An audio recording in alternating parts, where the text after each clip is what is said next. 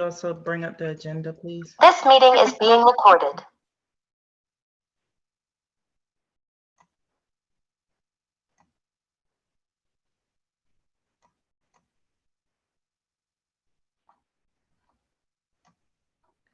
All right. So at 7:01, we are recording live. So let's go ahead and get started. We'll do the roll call. It is June 8th, 2022, 7:01 p.m. I'm calling the meeting to order. I will start with Commissioner Ann Young.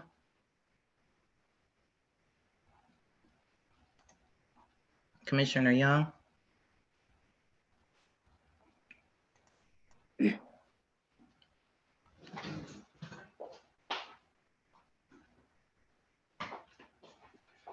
Commissioner Young is absent. We'll move on to Ward 2, Commissioner Armache.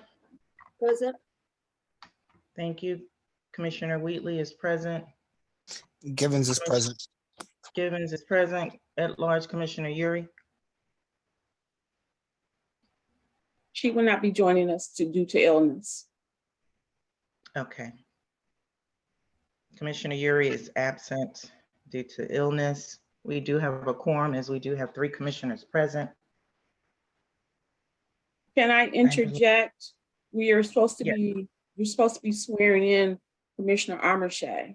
So Yes, maybe the attorney can comment on the fact we have 2 commissioners that are present that have been sworn in, but Miss Commissioner Moon is not. Can we do that without a quorum present? I don't know. Mr. Best. No, you can't. You can't do it. If she's not sworn in, her term expired. And you can't do it until only someone can swear her in. The quorum can only exist with Commissioner Young. Ann Young just joined the call. I see her name here.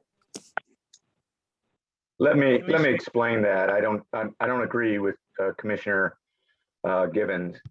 The way it works under the common law, if someone holds over an office because they're not qualified for office or not including being sworn in, they hold over for a short period of time and they're still a de facto, if not de jure, elected official. And swearing in can take place in private or it can take place in public. It need not take place during a public meeting. So, you can still have a quorum with the holdover commissioners and still proceed because the language of your charter says they stay in office until their successor is chosen. All right? Yeah, but I don't agree with that. I know you're a lawyer, but that doesn't even make any sense thinking about what you just said. To the successor is chosen. Successor is chosen during the election. And I do believe that the charter says at the end of their term, and the term ends as defined in the charter, when the first election and so on and so forth. But I won't argue with it. I'll go back over it and I'll point it out word for word and later on in an email. As I will as well, Commissioner Givens. And you haven't been the only attorney. You haven't been the only attorney in the town of Cottage City. We've gone through this before. You can go back and forth with me all you want to. I'm a little bit frustrated because you continue to, over a period of years, to deny as the fact that we've had other attorneys and you're not the supreme attorney of all attorneys. I mean, we've gone through this and they've stipulated, and I've been here when they've stipulated this particular case, this point in case. So maybe you're right, maybe you're wrong. Well, the fact of the matter, Commissioner, I am the legal advisor to the town. I'm the senior appointed legal official for the town, and you do not have a license to practice law. And if you have an opinion from my predecessors, I'd be glad to see it. I will take a look at your charter again, make sure there's nothing nuanced about it that makes it a little bit unique, because I was basically citing the common law. Yeah, And well, so I appreciate that. But it gets to be a little frustrating when you continue to chime in on things that other attorneys prior to you, and you discredit those other attorneys, like i.e. Calarisi, who was our attorney for years, as if they're not, like whatever the decisions they had made and rendered upon have no bearing and no light. But like I said, we'll go over it. I'm sorry, I'm a little frustrated because this is not the first time this has happened. It's like a continuous thing over various different topics that other attorneys have ruled on over the years. So I yield back. Commissioner Young has joined the meeting. know. Thank you. Yeah, I and was just about to Just wanted to add acknowledge her. something Can on we- that. Can we at least do the roll call first, then you can add it on, Commissioner Young, so we can acknowledge that sure. you're here. Sure. Commissioner Young is present.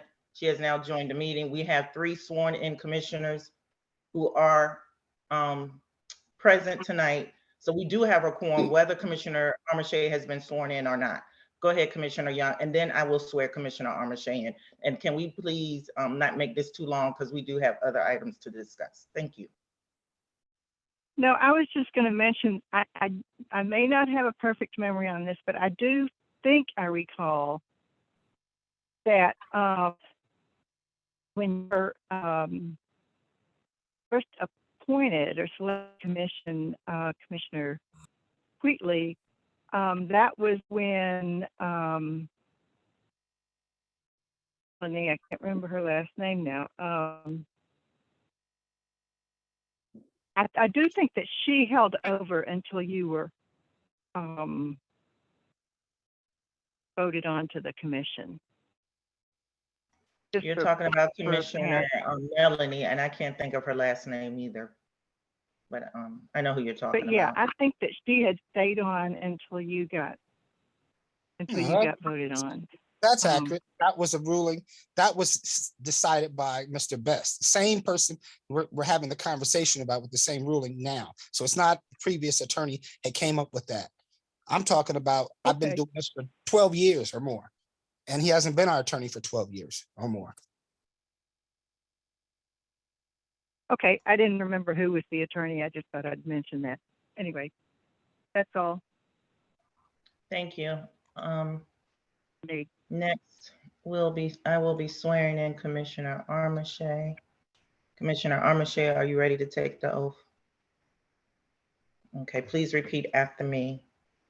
I state your name, I, Artis Moon Amarche, do swear that I will support the Constitution of the United States do swear that I will support the Constitution of the United States and that I will faithfully and bear true allegiance to the state of Maryland and that I will faithfully bear true allegiance to the state of Maryland and the town of Cottage City, and the town of Cottage City, and support the Constitution and laws thereof, and support the Constitution and the laws thereof.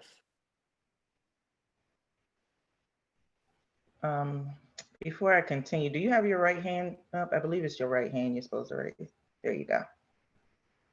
And that I will, to the best of my skills and judgment, I will, to the best of my skills and judgment, diligently and faithfully, without partiality or prejudice, diligently and faithfully, without partiality or prejudice, execute the office of Commissioner execute the office of Commissioner for the town of Cottage City, for the town of Cottage City, according to the Constitution and laws of this state, according to the Constitution and laws of this state, and the charter and laws of Prince George's County, and the charter and laws of Prince George's County, together with the charter and ordinances of the town of Cottage City. together with the charter and ordinances of the town of Cottage City. Congratulations, Commissioner Armache. Thank you very much. Congratulations. Thank you.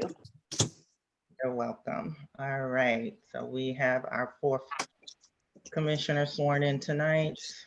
Let's go on to nomination for selection of commission secretary. So is there a nomination to nominate Commissioner Armache for commission, for secretary, to continue as the secretary for the commission? Commissioner Gibbons, so moved as read. Is there a second?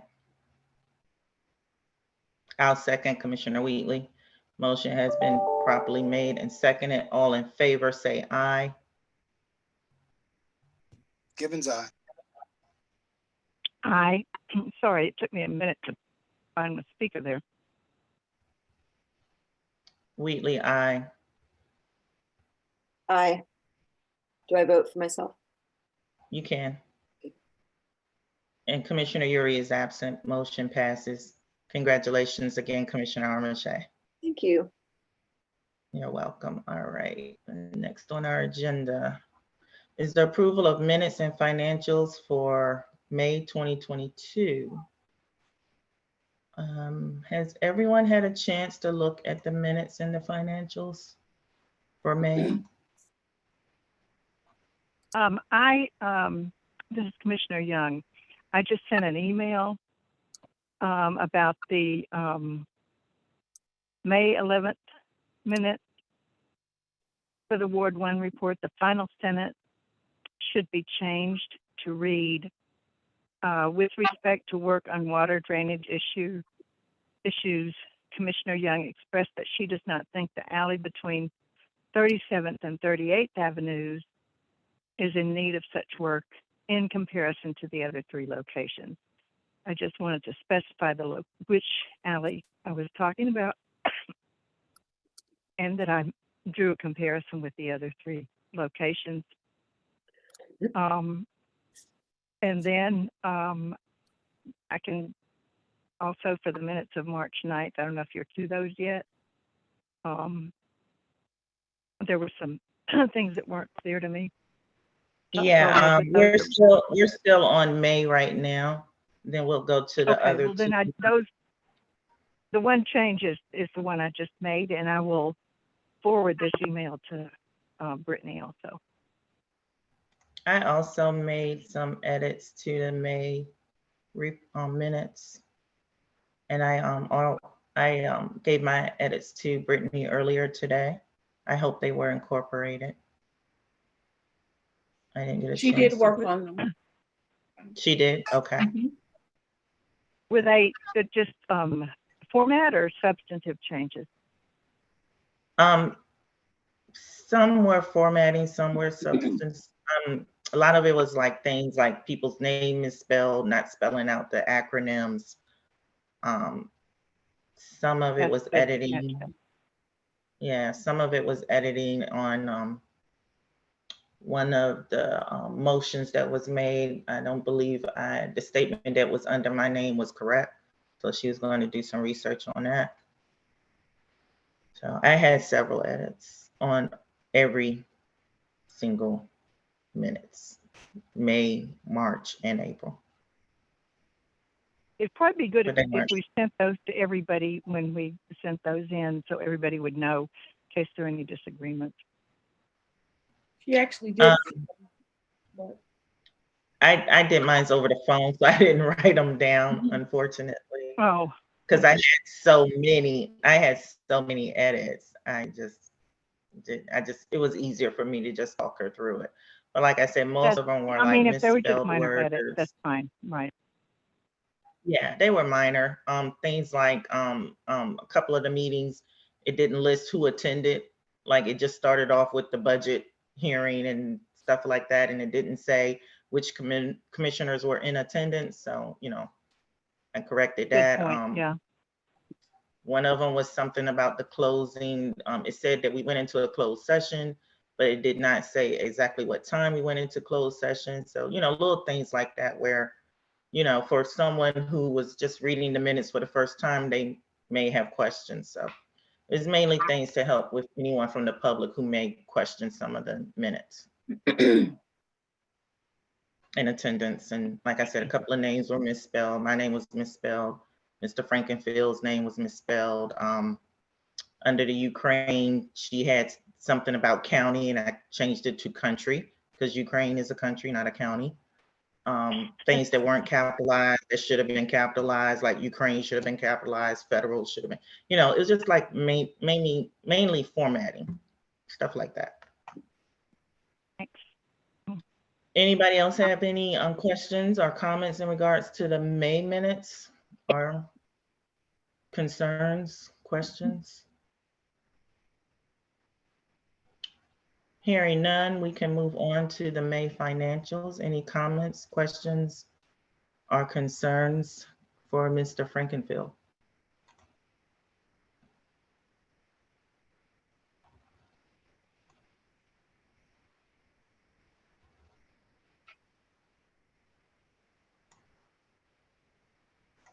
Hearing no comments or questions, are we ready to take a vote to approve the May 2022 minutes and financial report?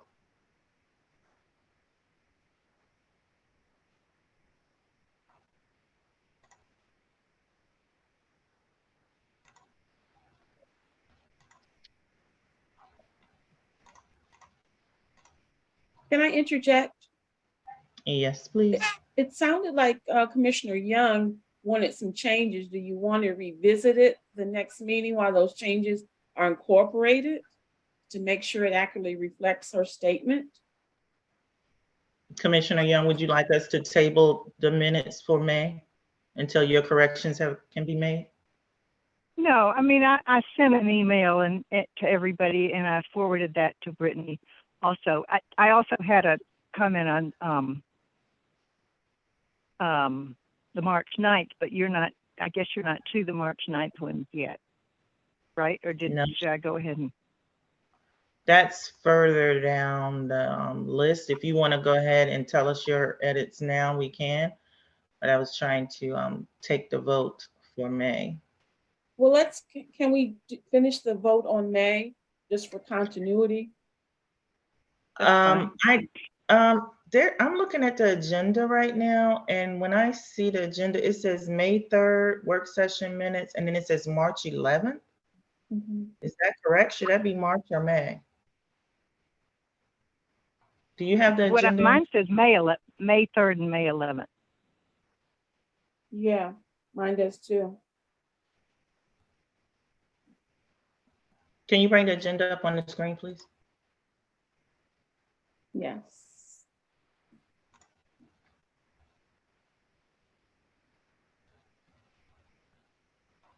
Maybe I need to refresh my screen.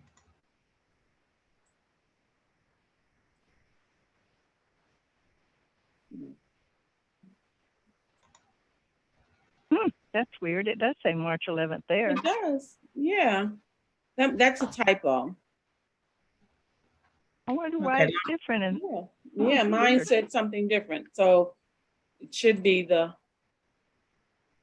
If you click on it, will it bring up the May minutes? yes, it does. So Okay. that was a typo. Okay. So again, Commissioner Young, we have your minutes noted. And since you sent them to everyone, are we ready to approve the minutes for May?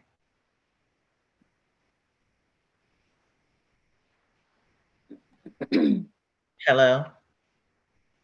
Does no one want to approve the minutes for May? Yeah, Commissioner- I'm fine with. I need a fine with motion. that. I move that we approve the minutes for May. Is there a second? Givens, I Second. second.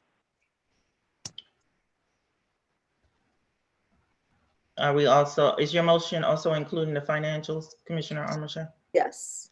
I move that we approve the minutes and the financials for May. Commissioner Givens, you're seconding Armature's Yes. motion? All in Yes. favor, please say aye. Givens, aye. Aye. Young, aye. Wheatley, aye. Commissioner Yuri's absent. Moving on to the minutes for April. Again, I sent all my edits. And did anyone else have any edits for the minutes for April 2022?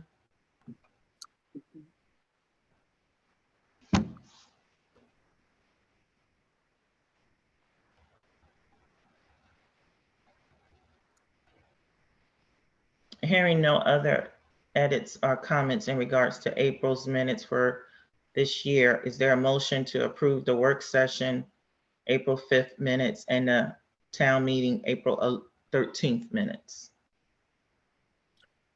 I So move that we- moved. Go ahead, Ann. Commissioner Young, were you making a motion to approve April minutes? Yes, I move we approve April work session and town hall minutes. I second. Armache is making the second. Thank you. All in favor, please say aye. Givens, aye. Young, I. Amarche, aye. Wheatley, aye. Uri is absent. Motion passes. Moving down to March 1st work session and March 9th town hall minutes. Can you bring this, the agenda up a little bit so I can see? So we can see? Can you scroll up some? Yeah. Or scroll down?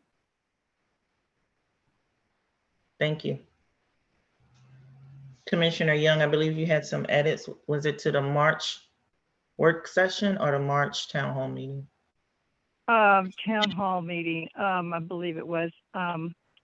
Yes, it was sort of questions. There's a phrase in there, 2 table and chairs, mobile carts, and I wasn't clear what that meant. Just don't understand. It seems like maybe a comma was left out, but I couldn't tell what was intended by that. And then also there are 48 folding chairs listed, and I had thought, I could be wrong on this, I had thought that we weren't going to get so many folding chairs since we already still had quite a few folding chairs that worked fine. I also note in my email that I recall that we specified the less expensive of the commissioner chairs without the headrests. That may be incorporated sort of by understanding, but those are my 3 comments on that. So I can't really suggest a specific correction because I don't know what 2 table and chairs mobile carts means, and I don't recall whether we voted to get 48 more folding chairs. My memory was that we did not, but so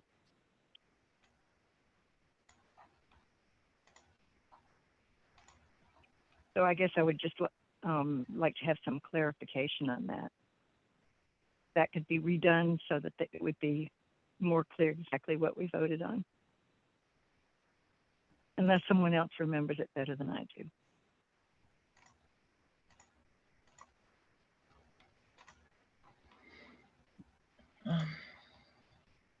Honestly, I don't remember. I honestly don't. And I do remember that we voted to get the commissioner chairs without the headrest, the less expensive ones. Right. Does anyone remember? I remember her saying that. What about the 48 chairs? Because I thought that we weren't going to get all those chairs because we have so many already. Chief, Folding did you want to answer that one? Because I think you were part of that discussion.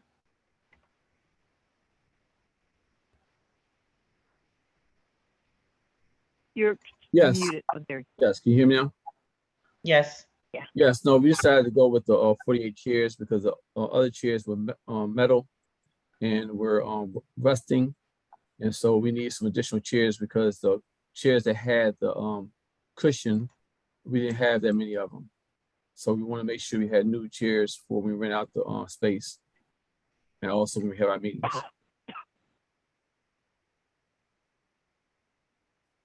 Does that sound familiar, Commissioner Young?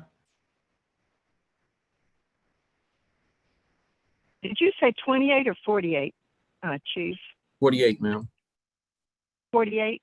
Yes, ma'am. I just don't recall it. I mean, if everybody else recalls that we did, then that's fine. Yeah, because we were trying to get the rusted metal chairs out of the town hall because I think it was inappropriate to have rusted chairs in there and some of them were falling apart.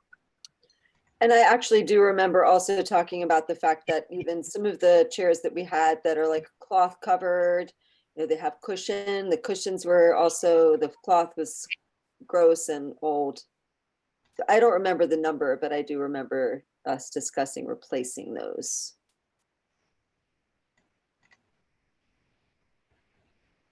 That's fine. If we just get clarification on what was meant by the first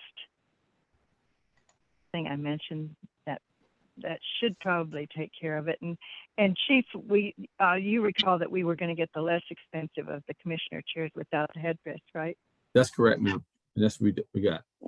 I remember you stating. Okay, that. well Yes, then ma'am. maybe if she can just listen to them again and clarify what was meant by two table and chairs, mobile carts. It's probably just a typo or left out some punctuation or something, but I just wasn't clear on what it meant.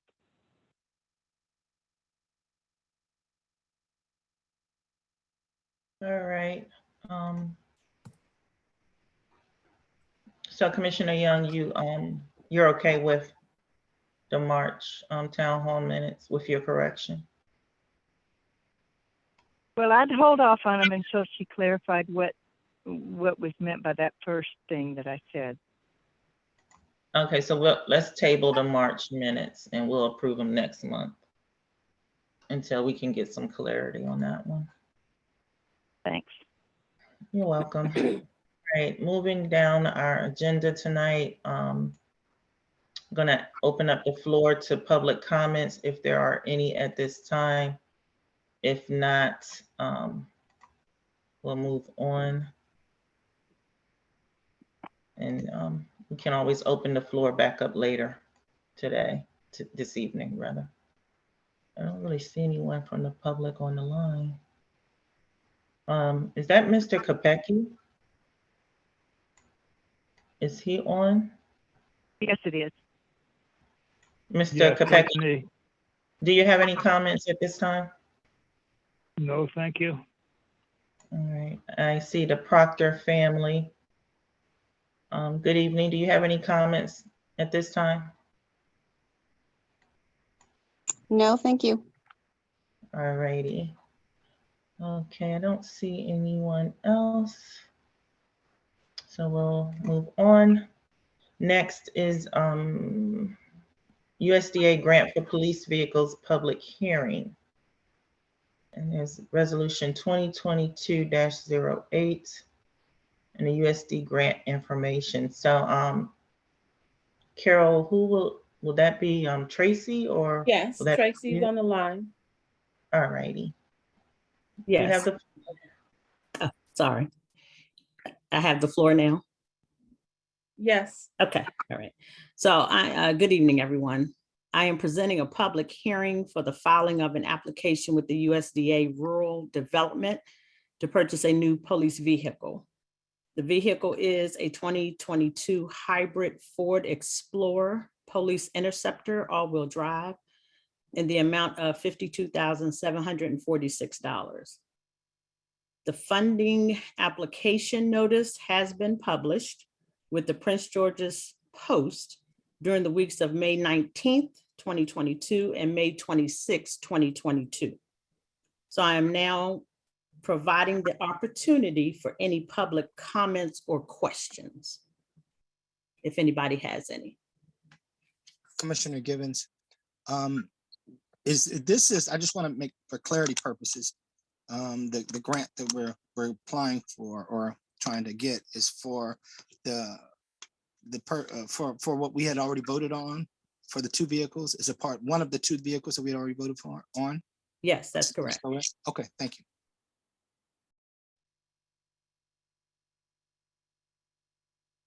Any other Yes. questions? Can you tell me, Ms. Gross, has the grant agreement been put before the body? The grant agreement? We're applying for it now. We haven't applied for it yet. Yeah, Mr. Best, the commission had agreed for her to apply for the grant based on the needs of the police department. So we had kind of did that a few months back, and then she came on and then she applied for it. I'm sorry, if there's no grant agreement at this time, is there a foreseeable time when the grant agreement will be produced? I'm not sure about the grant agreement. I know we have the resolution. Well, Tracy, what date did they say about what date or how long would they take to make a decision once the application is submitted? They have not given us, it's an open grant. So they did not explain when they would be making the decision. They did not tell me that.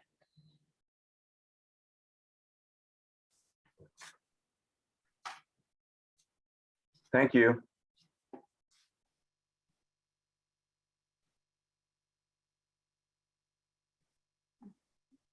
Any other questions or comments? Okay, so hearing none, the goal is for me to actually, I have a meeting with Commissioner Wheatley and our town manager, Carol Richardson, next Thursday for all documents to be signed, and I will be looking to submit the grant next Friday.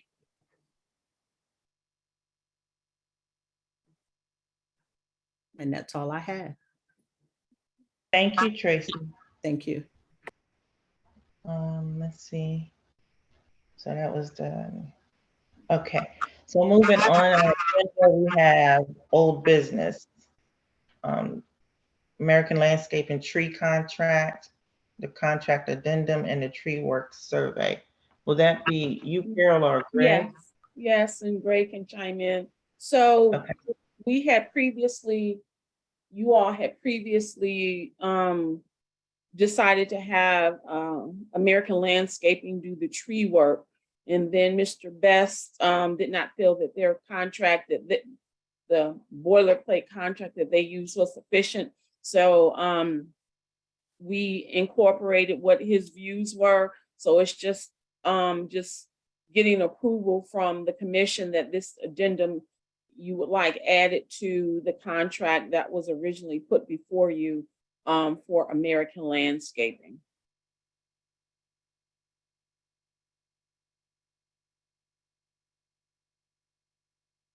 Could I ask one question? Sure. I recall that these changes were going to be made. But what I don't recall specifically is whether the original contract or the contract as it exists now incorporates taking care of all the trees. It talks about incorporating into its tree survey or tree evaluation any specifications of the town staff that are approved by Cottage City Commission. But I don't recall whether it was ever discussed to the point of incorporating the information from the tree committee, from the green team. Just as a point of information, can someone tell me, does that include all of the tree work that the green team specified in addition to what we already had listed, or does it not include that and we can include that later? No, it makes reference to the tree survey that the town paid American Landscaping to do to identify tree work and not anything that the green team did. This has to do with it's a continuation of what American Landscaping did with the tree survey. So, and this is an addendum to the contract with them. So it wouldn't be appropriate to incorporate a reference to the green team. Well, that's what I was thinking. And I guess I don't think this affects whether we approve this or not. I'm fine with approving it. I guess at some point we need to address, perhaps with the green team, maybe the green team can address this when you next meet, how the additional trees that were on the green team's list are going to be addressed by American Landscaping, if and how. Commissioner Givens, I think what the commission had decided, this is not me deciding, the commission decided. We're going to go through the process of getting the work that was agreed by the survey that was done, that we paid for. We paid for that survey, forgot how much. And then reassess the needs of the town based on because some of the things, it was a claim that may be repetitious. So not to kind of Right. continue to belabor the point, let's go ahead and get this done, this 45,000 or whatever the agreed amount was, and then reassess what needs that still needs to be attained at that time. So that's what we had agreed to. Okay. Thank you. Okay, Ms. that's Richardson, fine. And then at that point, we can include the green team and get their viewpoint on what additional work, if any, needs to be done. if you could scroll down, or someone scroll down, I think there is a reference to the green. I may be wrong, but let's see. All that. There shouldn't be. Mm-mm. No. Maybe it's up in the second clause. Says, contract shall consider change orders to incorporate into its tree survey, tree valuation, or scope of work under the original contract, and any specifications of the town staff that are approved by the Cotty City Commission. All right. Yeah, it doesn't expressly, but it gives the staff the latitude to incorporate any recommendations of that committee as time goes along. What the purpose of this addendum is to not necessarily put brakes on the work done by the contractor, but to have it done in an incremental, efficient and thought through process, whereby either change orders or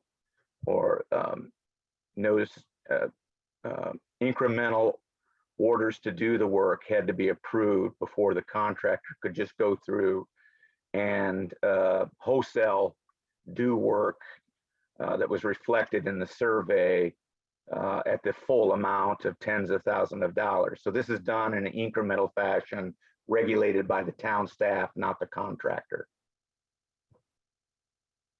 So like Commissioner Givens said, then down the line, after American Landscaping has done their work, then they can look at it, Green Team can get involved, and if there's any additional work that needs to be done, that can be specified at that time, basically.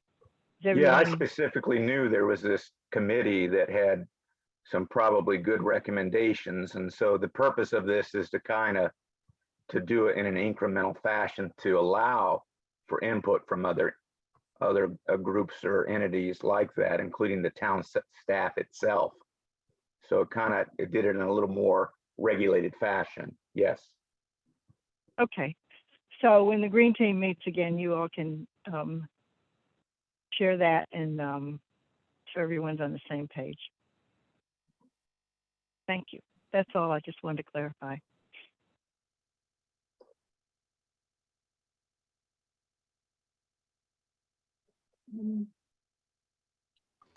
Carol, did you need us to vote on this addendum? Yes, because you all had wanted this added, so yes, I do need approval. Before you vote, Madam Chair, Carol, did the vendors have any qualms with this addendum? Are they aware of it? Yes, they are aware of it. They didn't express anything to me. Okay, thank you. This is Commissioner Amarche. I have a couple minor edits as well as one more question for Mr. Best. In the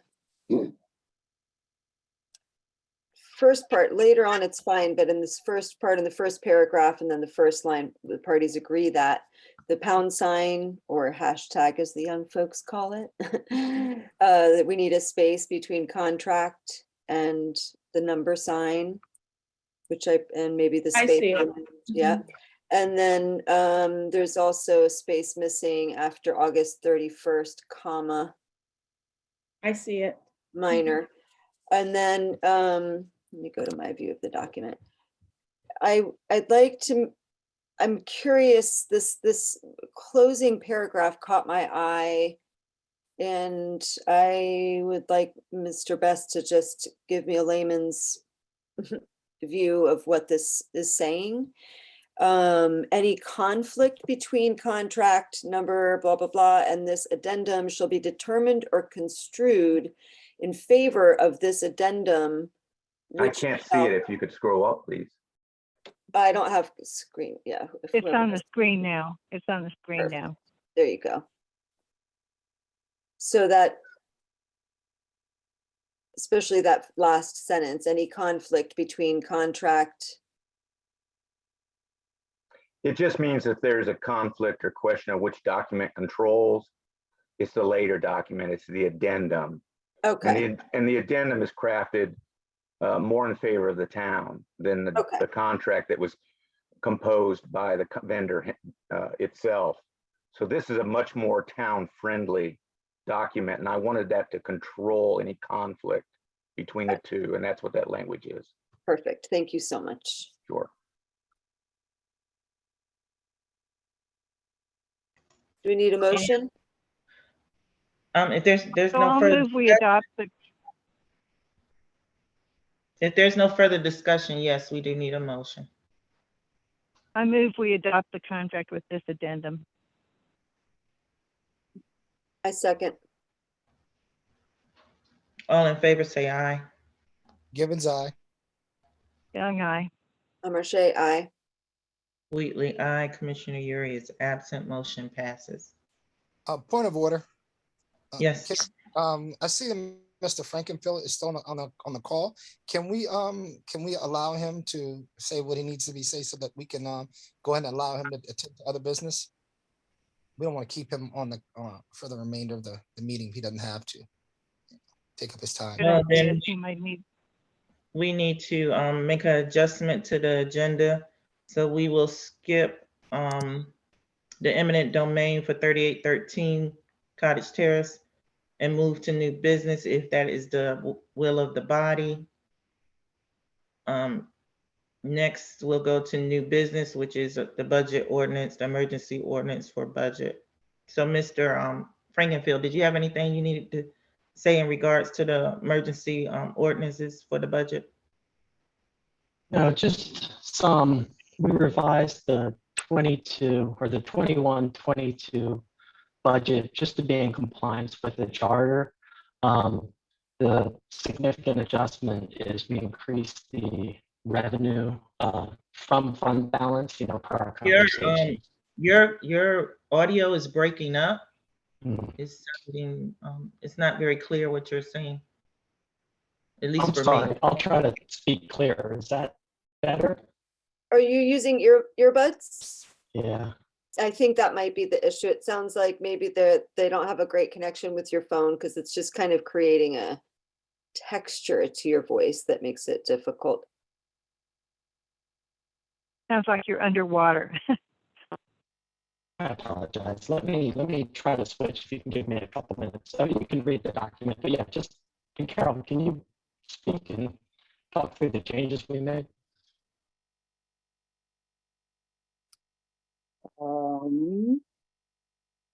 No. Because we made a number. I'm not quite sure.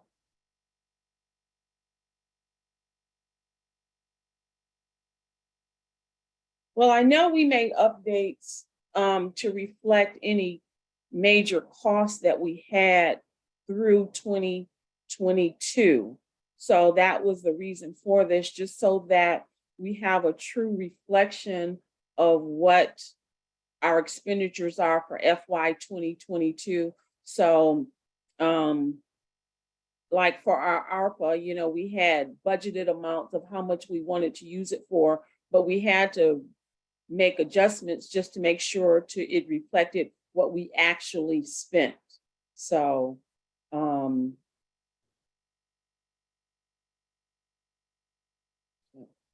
checking if I sound better now. yes. Okay. I caught some of that. I mean, the most significant change here is the draw from unrestricted reserves from where we drafted the budget initially, just to be consistent with the charter language about appropriations lapse after a year. So we adjusted that 598 to 1.7 million. And then on the expense side, like Ms. Richardson just said, we adjusted some of the ARPA spending to general government, capital outlays, et cetera.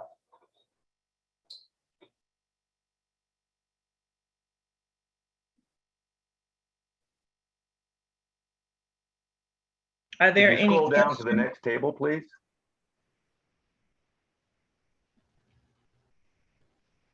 Commissioner Young, did you have any questions in regards to this ordinance? Because I believe you sent some comments in. Did you get I your think answer? that everything got, I think, in working with, Ms. Richardson, I think, everything got clarified that I was not clear on in terms of the numbers and so forth. So no, I don't have any questions at this point. Thank you. All right. Does anyone else have questions in regards to this emergency ordinance?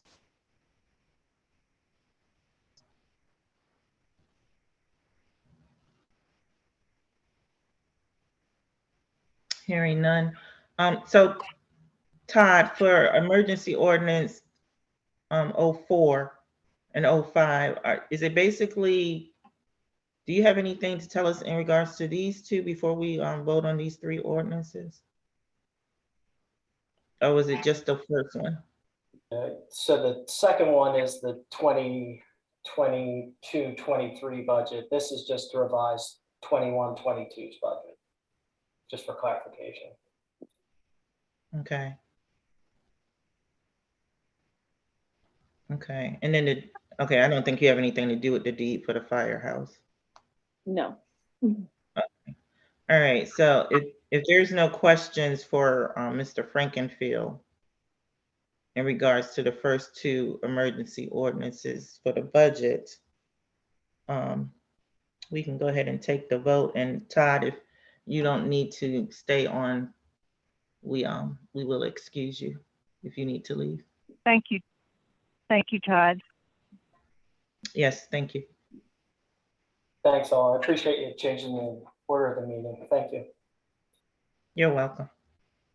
Thank you. All right, guys. So if no one has any other questions, is there a motion to approve? Point And of then I need, can you wait, please? Can you scroll back to the top so I can read the title? Yes. That's exactly what I was gonna say. Thank you. If you give me a chance. All right, so we're on the first one, Emergency Ordinance 2022-03. This is emergency ordinance of the Cottage City Commission to adopt a budget amendment for the 2021 to 2022 fiscal year. And I'll just read the first couple of lines. Whereas on December 8, 2021, the Cottage City Commission approved emergency ordinance 2021-01 to amend the fiscal year 22 budget to accommodate funding received from the state of Maryland pursuant to the Federal American Rescue Plan Act of 2021. Coronavirus local fiscal recovery funds. And can you make the text just a little bit bigger for me, please? Yes. Thank you. All right, now it's cutting off there you go. All right. Okay, that's a little better. So I just read into the record, emergency ordinance 2022-03. Is there a motion to approve this ordinance? So moved.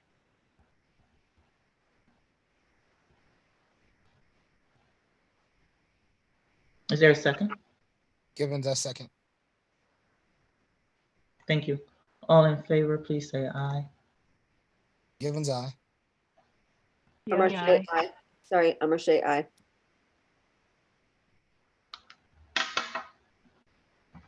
Wheatley, aye. Commissioner Young, did you vote? Yes, I did. I said aye. I just noticed there's a note in the chat about an addendum to what contract are we talking about there? That's the contract we just went over for the trees. The addendum that we just did for the tree contract that Mr. Best just explained. Actually, Greg is saying that the initial contract or proposal to be turned into contract that accompanies the addendum was never approved. If that's the case, that document needs to be approved as part of the overall contract. I thought we approved the contract. Approved the contract with the addendum. I did too.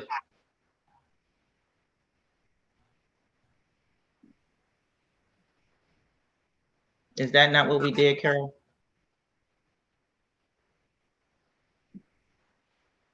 I'm trying to recall, because we definitely brought it up. Mm-hmm. My notes. I think that was our intent. I can't remember the exact wording, but did I make the motion? I thought we approved the contract with the addendum. Yeah, your motion was to approve the contract with the addendum. That was your motion that you stated this evening. Your motion was not just to approve the addendum. Your motion was to approve the contract with the addendum. So the vote this evening addressed both. That's what I thought. That certainly was my Yes. intent. So again, we did that, so Mhm. it's been taken care of. Mr. Best. Can you bring up Yes. One moment. the other ordinance, 04, please? And 03 passed. Okay. All right. So I will read this into the record. Emergency Ordinance 2022-04. An ordinance of the Cottage City Commission to adopt a budget and levy property taxes for the 2022 to 2023 fiscal year. Whereas Section 38, 39, and 40 of the Charter of Cottage City requires the Cottage City Commission to adopt an annual budget containing anticipated revenues and appropriations for public purposes. All right, that was the second ordinance for tonight, emergency ordinance for tonight. Is there a motion to approve ordinance 2022-04? So moved. Thank you, Commissioner Young. Is there a second? Given second. Thank you, Commissioner Givens, for your second. All in favor, please say aye. Givens, aye. Young, aye. Pramarche, aye. Wheatley, aye. Commissioner Uri again is absent. The motion passes. Thank you, everyone. We will move on to our third emergency ordinance for tonight, which is 2022-05. And this is for the approval of the quitclaim deed for the old firehouse property located at 3801 38th Avenue. Ms. Carol, if you could bring that up for me to read into the record. Yes. Thank you. All right, so this is Cottage City Commission Emergency Ordinance 2022-05. An emergency ordinance of the Cottage City Commission approving. Well, wait a minute. Before we vote on this, or before I read it into the record, do we need to go back to old business and talk about the eminent domain?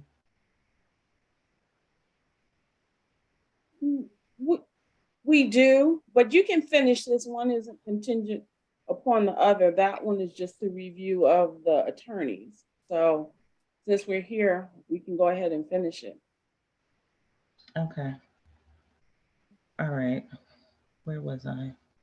And this is about the old firehouse, not the property related to the eminent domain, right?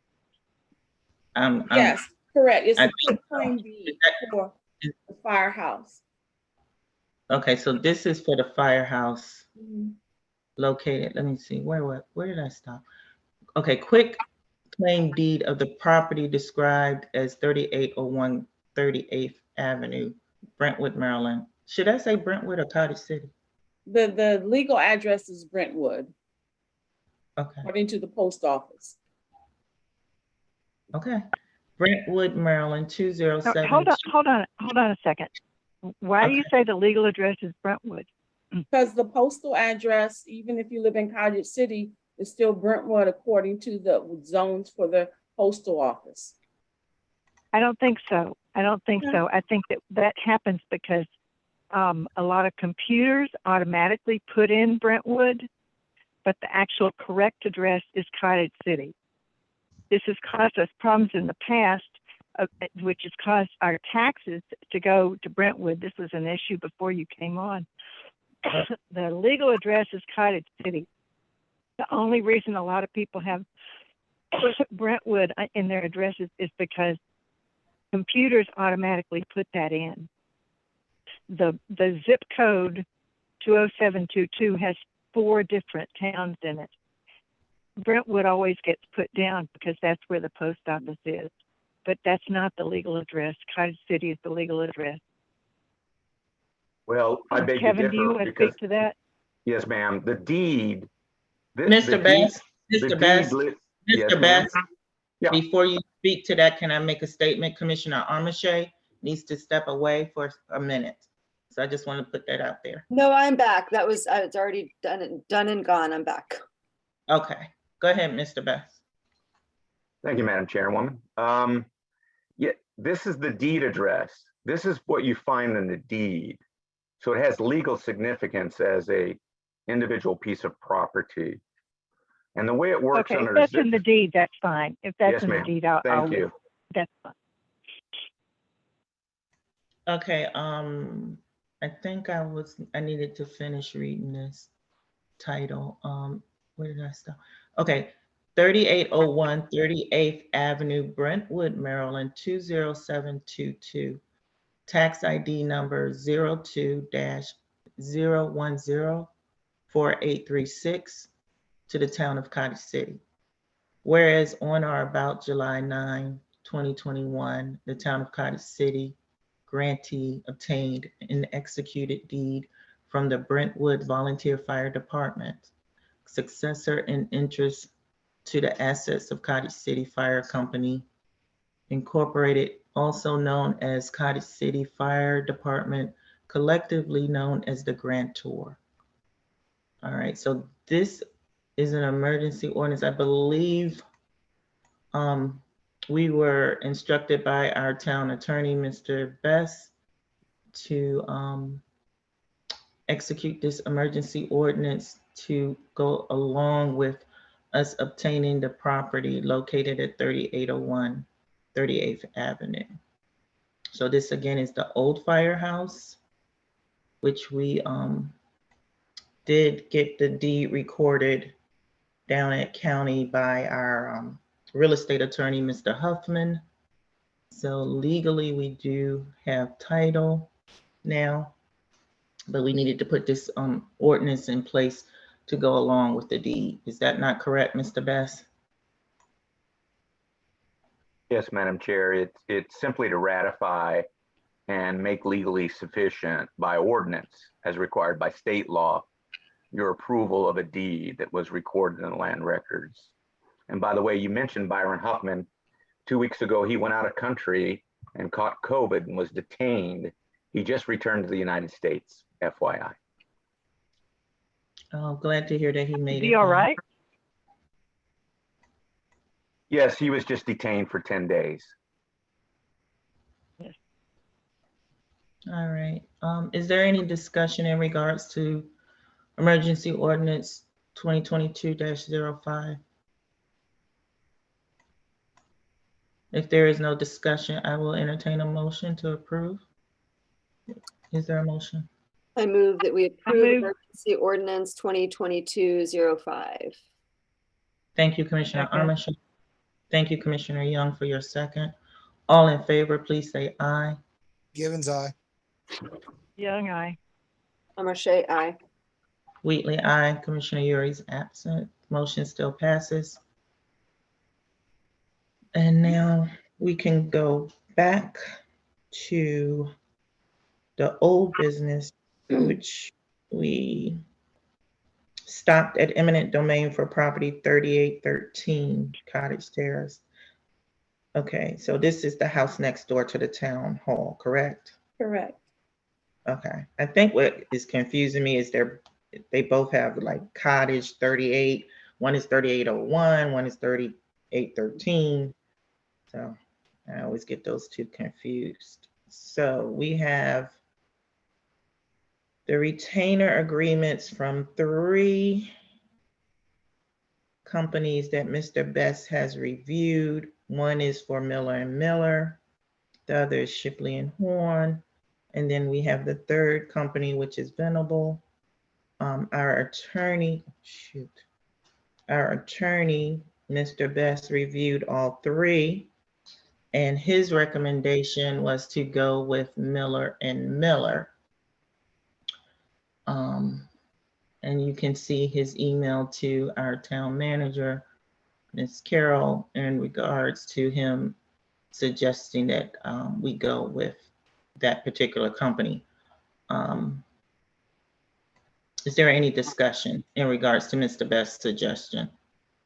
I will say that I would prefer Shipley and Horn. Is there any discussion? Yes.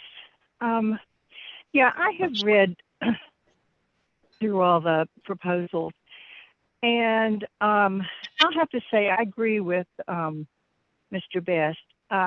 In the letter that Miller wrote, they specifically talked about the possibility of settling and go into some detail about the different possibilities of how the case might be resolved.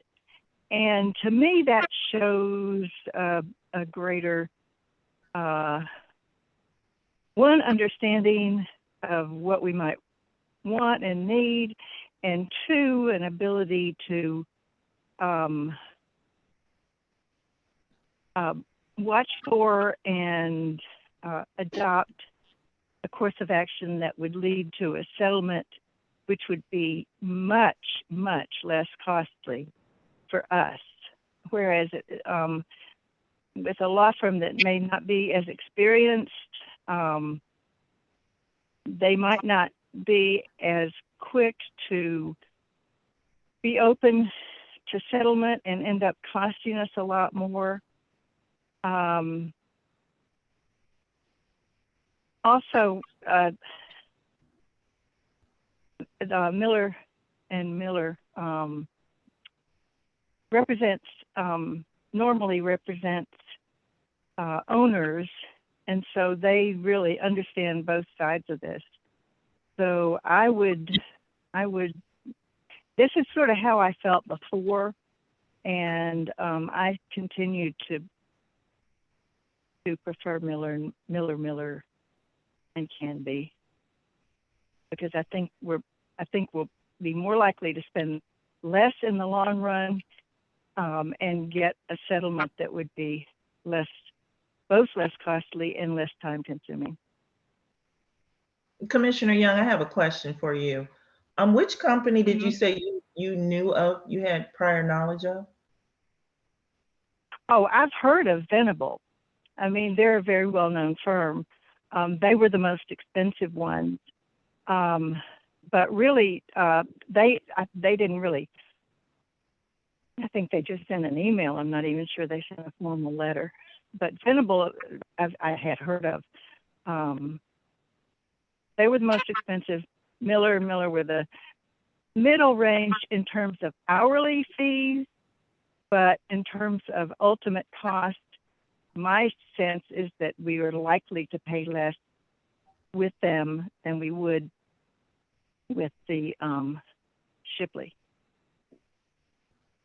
Just based on my own experience. And we would pay less with which one? Pardon? You said we would pay less with Venable or Miller and Miller? Which company? Miller. But comparing Miller to Shipley, because of the greater likelihood of settlement and greater understanding of the whole process. So do you not think that do you not think if we went with Shipley that we could not instruct them to try to settle? We could instruct them, but I mean, I'm just talking about my own experience with dealing with a lot of lawyers over a lot of years. You want someone who has enough experience and openness to sensitivity on these issues so that they will be more likely to get a settlement. I don't know any of the individuals in either one of them. I'm just basing this solely on the two letters and the way they word those two letters. Commissioner Armitage, you put something in the chat. You want to state that out loud? It's not relevant to the current conversation, so I can state it when this conversation is done if you wish, or if you want me to do it now, I will. Okay, what is it about? It's back about the trees. It's just a, Oh, okay. yeah. We can talk about that later. Commissioner Givens, did you have anything to say in regards to the retainers? Yeah, as I recall, Miller was the most expensive. And correct me if I'm wrong, I don't want to go back through the whole litany of the different letters, but that was one of the major sticking points for, you know, for like a lot of us that made the decision to go with Shipley previously. The majority of the commission had wanted to go with Shipley, and it was we allowed more time for Mr. Best to review it because he had not had the opportunity to review the letters. So I'm not sure, what's changed. Venable had higher fees. Venable had higher fees. That wasn't what I recall, but that's why we chose Venable, because they had the most reasonable in comparison. That You I mean recall. Shipley? Shipley, I'm sorry, not Venable. I apologize. Shipley, I'm sorry. Oh, Venable had, you're saying Venable had the highest fees. Oh, I see what you're saying. Yeah. But I recall us deciding, the majority, you think you were the only commissioner who wanted Miller. I think the remainder of the commissioners had opted for Shipley. So and I don't have the document in front of me. So at this time, I'm because I don't have the document, I'm going to stick with my previous assessment and continue with my decision on Shipley. Thank you, Commissioner Armitage.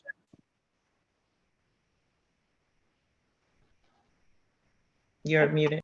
Yeah, honestly, I don't really have an opinion. I don't feel like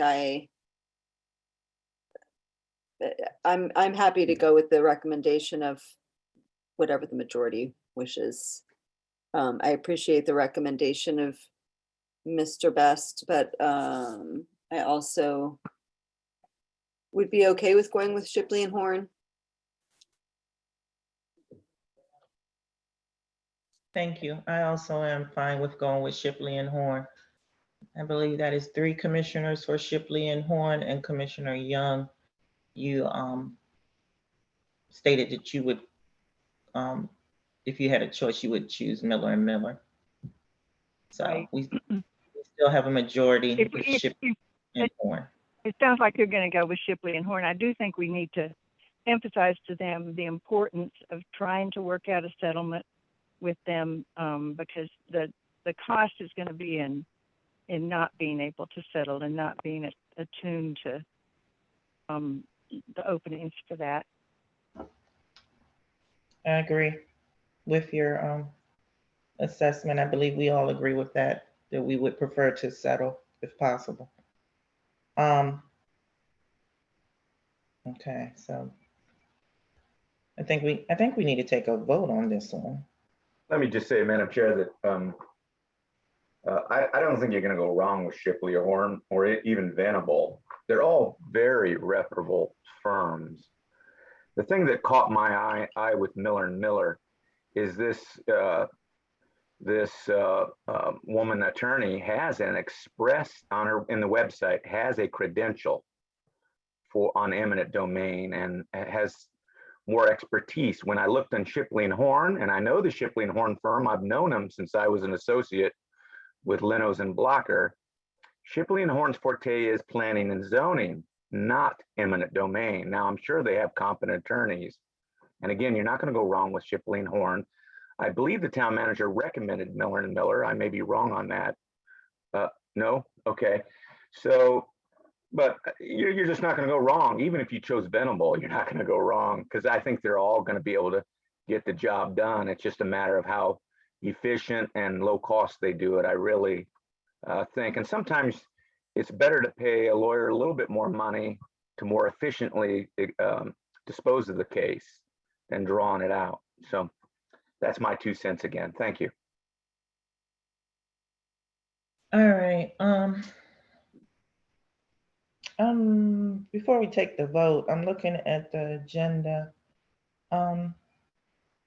Do we need Tracy to stay on the call? Because I see her name. No, All right. Tracy, if you want to leave, you can, unless you just want to listen in. No, I'm fine. I can leave. Thank you. Have a good evening. You too. Thank you. Thank you. Thank you, Okay. Tracy. Good night. Thank you. All right, bye-bye. Bye. All right.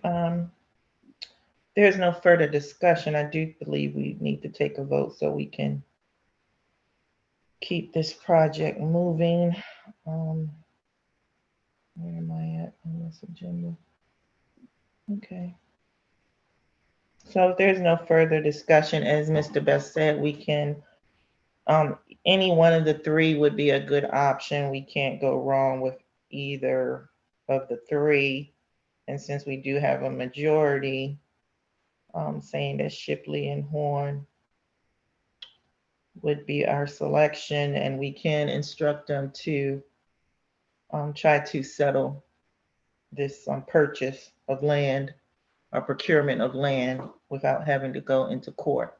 So I believe we can make that happen with Shipley and Horn. Is there a motion to select Shipley and Horn as our attorney for eminent domain of the property of 3813 Cottage Terrace? Commissioner Givens, so moved as read. Thank you, Commissioner Givens. Is there a second? I will second Commissioner Wheatley so we can keep this moving. It's been properly motioned and seconded. Call for the vote. All in favor, please say aye. Givens, aye. Amarche, aye. Wheatley, aye.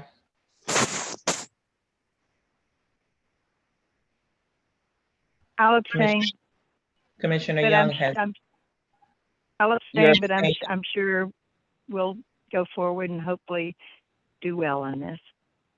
okay, Commissioner Young has abstained. Commissioner Uri is absent. The motion passes with 3 votes. Shipley and Horn is our attorney. All right, moving on. We've done all the new business except for the joint code enforcement contract with Comar Manor. All right, and Commissioner Amarche, you had stated something in the chat. Did you want to say it quickly before we move on? Sure, I was just, I didn't get it, I didn't get to interject and I didn't want to slow things down, but I just, with regard to the trees, I'm hoping and presuming that there will be communication with the town with regard to what trees they are planning to cut down, because those of you that have lived here a while, remember a few years back when they cut down a whole lot of our old trees and it was devastating, so. I agree with you. Commissioner Wheaton, Yes.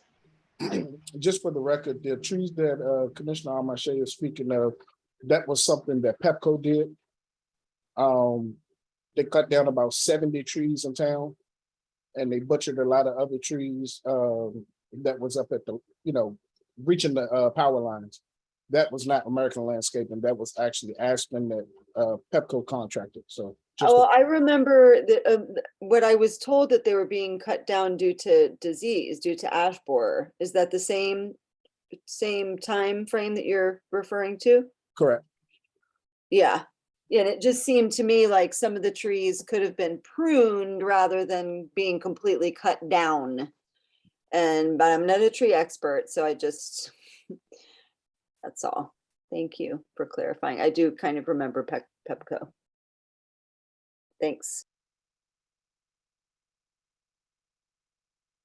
All right, let's keep it moving. back to joint code enforcement contract with Colmar Manor. We have the agreement, I believe, in front of us or on the screen. And I'll go ahead and read it into the record. Joint Code Enforcement Officer Agreement of 2022 between the Town of Cottage City and the mayor and the Town Council of Colmar Manor. That sounds kind of weird to me. Okay. All right. I felt that read weird as well. Yeah, that's who did this agreement? I did. It's not weird. It's the legal name of the town of Colmar Manor. They're referred to in their charter as the mayor and town council of Colmar Manor, just as your governing body is the Cottage City Council Commission, Cottage City Commission that's stated throughout your charter. That's their legal name. So how come ours doesn't say the town or say the Commission of Cottage City or the town and Commission of Cottage City? Why does it just say the town of Cottage City? Because you're saying that's our legal name? Yeah, because the first two provisions of your charter spell out that the legal name of the municipality is Town of Cottage City, whereas the charter of Colmar Manor, the body politic is referred to as the mayor and town council of Colmar Manor. And this happens throughout. There's a Keedysville, Maryland, is called the Corporation of Keedysville. That is its legal name. Typically, towns have either the word the town and the town name as their legal name, or the governing body as their legal name. And so that's the way the cookie crumbles with this particular agreement. Still sounds weird.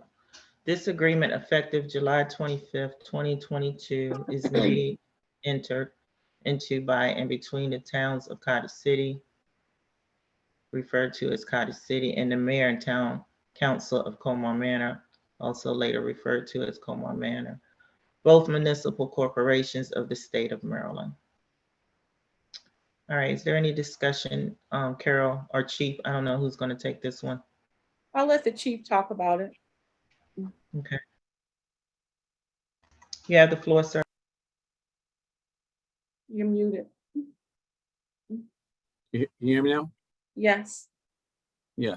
So I'm fine with it. I think the way it's read is that it's given us the authority to allow our code enforcement to use our personnel manual guidelines for any kind of grievance he has. We should do a report. My understanding, we do a report to send over to Colmar Manor of what his grievance is, but I pretty much like the way it's worded. It gives us more power to actually investigate problems he has with Colmar Manor. Has this agreement been reviewed by both attorneys, both town attorneys? I have sent it to the mayor and the police chief, so they have it for their review. No, I asked if their attorneys have seen it. I don't know. No, I wrote it, but Mr. Barr probably has not seen it. Okay, It's we probably need to at make this early town of juncture. Has the town of Colmar Manor approved it yet? No. No. Okay, so we do it first. Okay, gotcha. Well, if we approve it, and then if they do see any problems, I guess they negotiate with us, and if we need to change it, we change it. But based on what's been said, seems like we should go ahead with it. Well, only thing I ask is, Mr. Best, am I reading that correctly? That he's governed by our personnel manual? Well, the way it works is the code enforcement officer is an employee of the town solely. So he's under the operational and administrative control of the town. Okay. He's under the operational control of Colmar when he's over there doing the work for Colmar.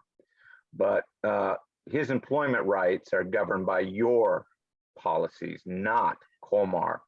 And now we have a grievance procedure. If there is a grievance, and it goes both ways. If there's a grievance by Colmar Manor or its officials, its governing body, it will make its grievance, and that will be referred to the advisory body that is made up of the senior appointed officials. Okay. But then in terms of disciplining this particular employee, that is a matter under the cognizance of the Cottage City Commission because he's a Cottage City employee.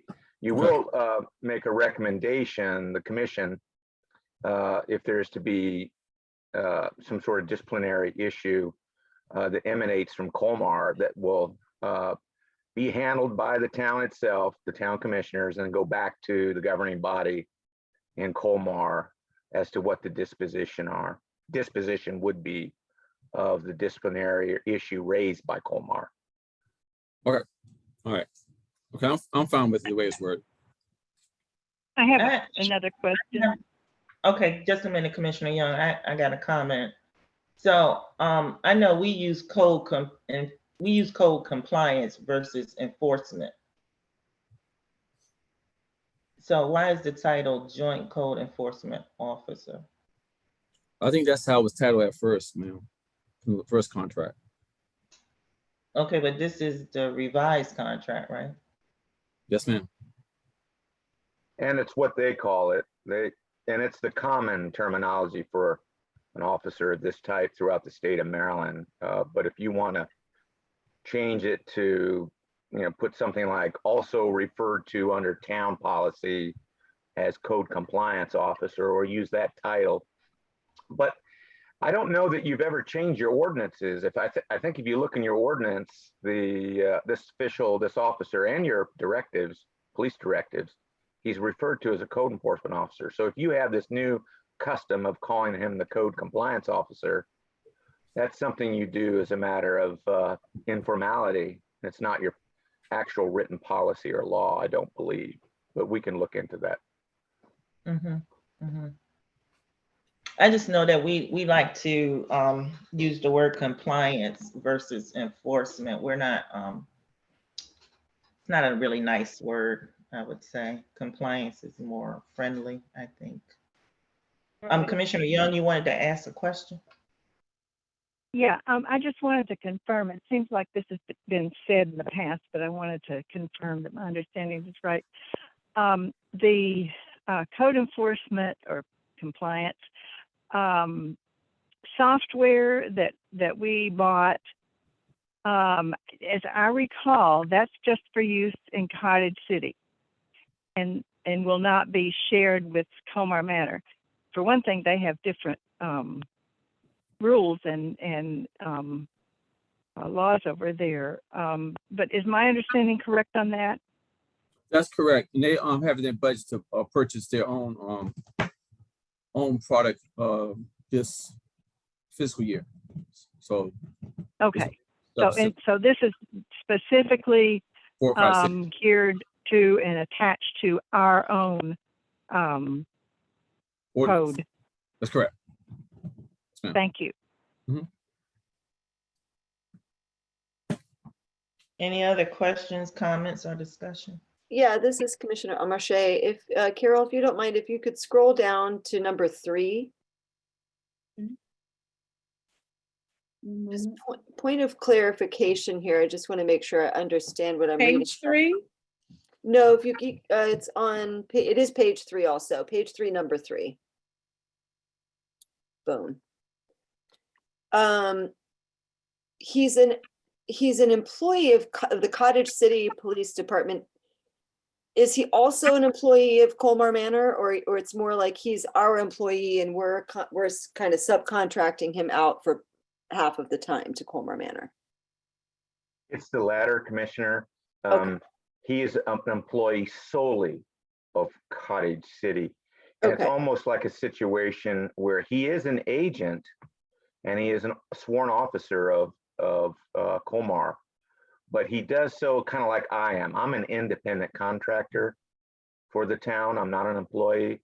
He's more akin to being an independent contractor with Colmar. So he's not an employee. And then my other question here is this, it says that he will primarily report to Cottage City Chief of Police. And so I guess my question is just, is for the chief, is Are you coordinating with the Colmar Manor chief? This is more my curiosity and just understanding this arrangement. Are you coordinating with the Colmar Manor chief, or he also reports to him when he's on duty over there? He's getting his direct orders as far as what needs to happen over there directly from their chief. Yes, yes, but what he does, he punches in here first. So I'm responsible for him coming in his daily operations of punching in. Once he punches in, we go by a schedule that both the Chief Stone and myself agree upon how he's supposed to operate his day. But pretty much he comes and checks in with me first before he goes over there. Okay. And my one other question, and this is just like, again, more of a curiosity than anything with regard to his uniform. I know there's going to be different marking. I presume maybe rather than having to change his whole outfit when he goes from town to town, he's swapping out a patch or something that's identifying him. Yes, unfortunately, that was an issue about his uniform. He has 2 patches on his arm like the police officers did when I had joint chief. But he does have credentials for both code enforcement over here and over there.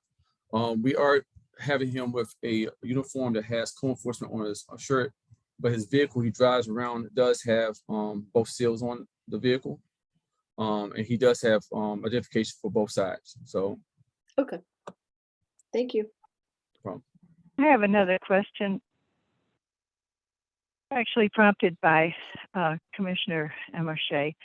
In that same paragraph, it says the governing bodies of each municipality shall appoint a joint oversight committee to act in an advisory capacity to each governing body regarding the performance of this agreement and provide other personnel functions addressed in this agreement. Is that 1, necessary, and 2, wise? I know there's still people in Colmar Manor, maybe here, who are talking about, joining together, and all attempts to join together anything relating to the 2 towns have left sort of a bad taste in the mouth of a lot of people. I'm curious, I really had not known about anything like this before, and now that I see it, I'm sort of wondering, is that wise?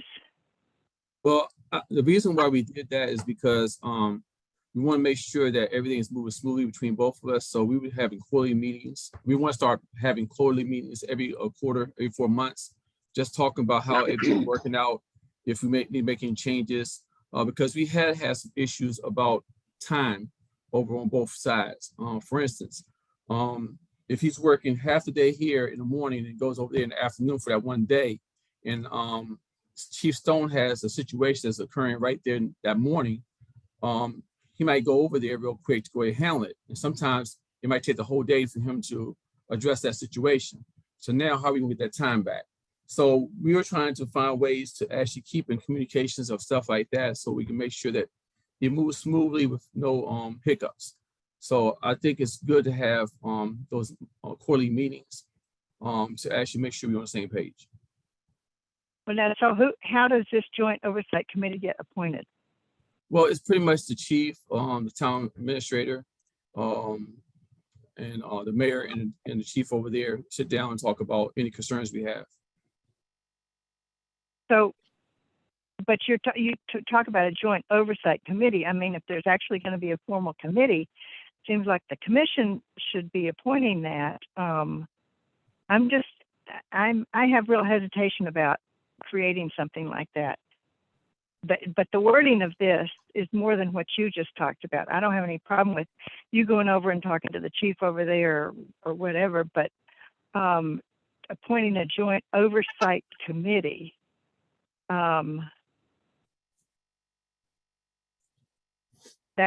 That sounds like something more and something that I might have questions about.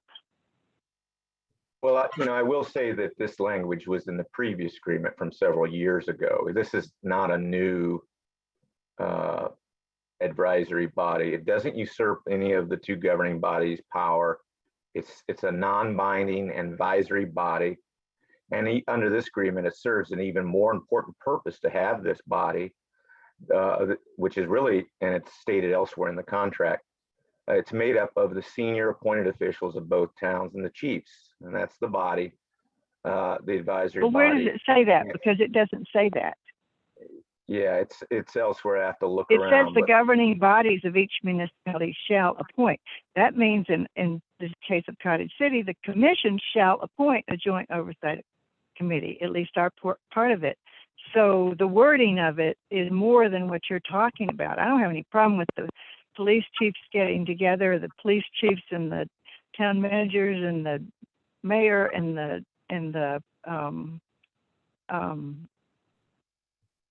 chair of the commission getting together, but this sounds like something different than that.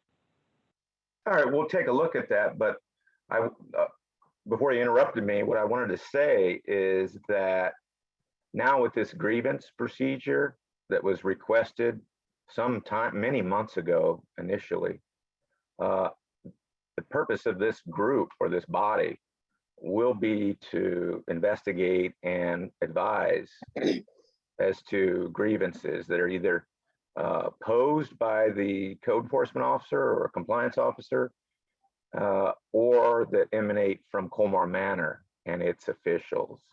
So it's, with this new grievance Where is policy. that? Where's the grievance procedure? Oh, down. Okay, I see now. Go ahead. Excuse me. And so that's all I have to say. I'll look for the other language. Maybe we need to reconcile some language here, because you're right, it does say appoint, but I don't think it's really a major problem, because this group of the senior appointed officials and the chiefs certainly could be adjuncted or added to by appointees, as either body prefers, whoever's interested in adding parties to the advisory body to just help make this a better joint situation. And I think the reason why I'm sorry. Wait a minute, Chief. I agree with Commissioner Young. I don't like this language at all. It seems like it's excluding the commission altogether. It says the governing bodies, but the chief only said that the two chiefs, the mayor of Colmar Manor, and the town administrator or town manager of Cottage City. So where's the commission in this? It's whoever And if it's doesn't. governing bodies, then that should be the commission, or at least one of the commissioners. Right. Yeah. I agree with Commissioner Young. We need to change that language. Yeah. So it's pretty much. Take out that sentence. Take it all out. I mean, there's nothing to prevent the police chiefs from talking to each other, for the mayor and the chair of the commission and the police chiefs from talking to each other. But this sounds like something entirely different. And I think if you take it out, there would be nothing to stop you also meeting like you described. No, the reason why it was put in there, I think, for what happened last year, it was a high official that our co-officer had a grievance on across the in Colmar Manor. And so what happened was, if he has a grievance on that high official, the commission or the council should be able to select another person, take that person's place to actually hear his grievance. And that's why, I believe it was put in there, because we had a situation last year where it was hard for us to address this, because the person that he has to grieve to is a person he had a problem with. And so it was up to the council or commission. You just said the committee consisted of the mayor of No, Colmar Manor. no, I understand that. But what I'm saying is the commission or the council should have the right to, if it is the person they have a problem with, select someone else to take that person's place for that grievance. And that's why I think, it should be left in there, because what if he has a problem with me? I shouldn't be on that grievance committee. It should be someone selected by the council or the commission. Well, who's the governing bodies of each municipality? The governing bodies is a council and the commission. So like, for instance, if he has a grievance, he sent it over to the town manager about me, and agrees about me, then they should, town manager should contact a commission and say, look, we have a grievance on chief, and we need to go ahead and set up a commission of 2 people up here. we need you to select someone to sit on that grievance committee. It could be another commissioner, it could be the commission chair, but it shouldn't be the chief of police that he has grievance on. Well, I don't get that from this sentence though. It gives I y'all don't get Yeah, authority. and the thing is, if there's a problem, then I think if there's a problem, then that needs to be brought to the commission and the We did. council. We did. But We did brought that situation to commission. We had a closed session on that. I understand we had a closed session and we discussed it, but I'm saying this particular sentence does not state what you're saying. It's stating something else. Well, that's why that's why I would like to be in there. If we need to change the word the right way, if Mr. Best can sit down with me and we can try to come and craft something out to actually have something like that, because it's going to be our selection to decide who's going to take the place of either the town manager or the chief of police to actually hear a grievance that person has on me. I don't think I should sit on someone that has a grievance on me. I understand what you're saying. I'm just saying what you're saying and what the sentence says is two different things. Yeah, I understand. Yeah. It doesn't match. That's Right. all I'm saying. And I agree with I Ann. agree. It either take the sentence out or reword it because what you're saying does not go with the text. Okay. It just doesn't. Commissioner Givens, did you have something you wanted to say, or you okay with the agreement? No, you guys have pointed out, there's nothing for me to say. You pointed out valid concerns. And, I think the commissions, I'll just point out, I think the commission's angst is the fact that you specifically pointed out the mayor, right? And the mayor is executive person over there, the executor over in Comer Manor. Well, they're not the executive over here.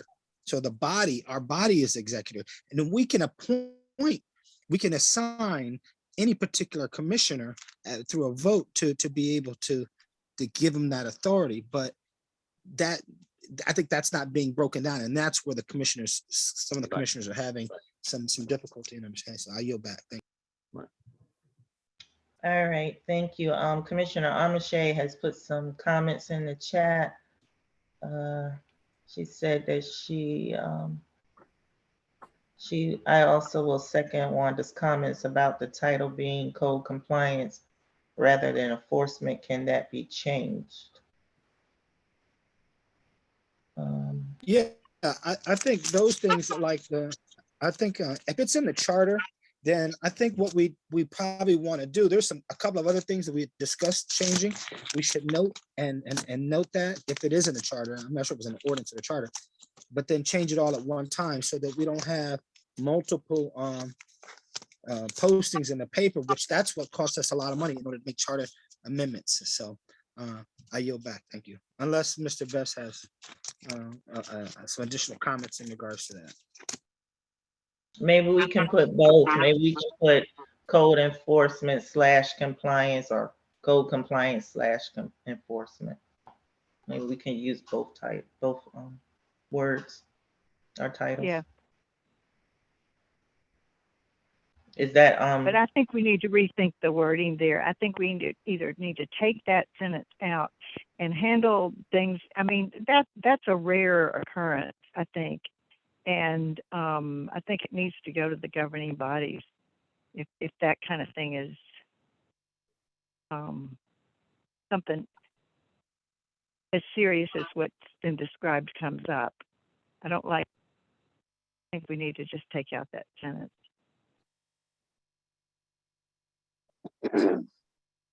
Well, maybe we can let the attorney and the chief of police work out the wording for that particular document. Because we have concerns. We've raised I don't think it's anything that's pressing right now. We need to move on because Comer Manor even hasn't even approved it. So it's not like it's going to affect tomorrow. So I think that, sit down with the chief and the attorney and Ms. Carol Richardson and work it out and bring it back. And maybe by then Comer Manor will have worked it out as well. Because I think that's the only nix for us. I yield back. Yeah, I agree. So you guys have your instructions in regards to this document and we'll keep it moving. So next is the town manager update. Carol, you want to take that one? Yes, the only update I have is relative to, you had a discussion about whether when you're gonna go to hybrid, and I know I've been asked. And I've spoken to Peak, our contractor, what the delay has been is in terms of getting supplies, the supply chain issues. But they plan on coming out here the first week in July to start the work. And they may come in a couple of weeks to do some preliminary work, but the work on putting up the video, the TVs and setting all of that up, it won't occur until the beginning of July.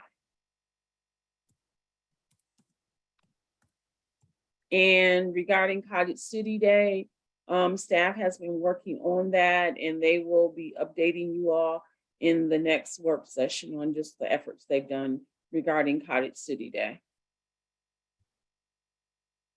And that's it. Who did you say had been working on it? Staff, particularly Greg and Brittany. Oh, staff. Okay. I Mhm. thought you said bad. I couldn't understand it. Thank you. Mhm. Oh, and also I just got a text from the mayor of Colmar Manor, and their attorney is currently reviewing the code enforcement officer joint agreement.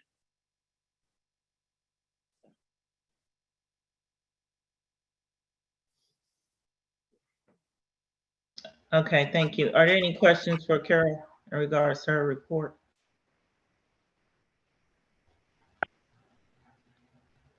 So if they're going to start working in July, what does that mean in terms of the commission's meeting room being ready? They said once they start the work, it'll take about 2 weeks to complete. Okay, thank you.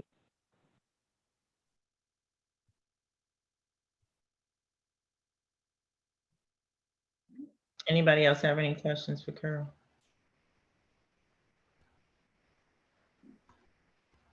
Hearing none, we'll go on to the Public Works report. I have nothing to report. All righty, thank you. We'll move on to Police Department. Your report, Chief. Yes, ma'am. I have several things real quick. First, complaints and crisis handled.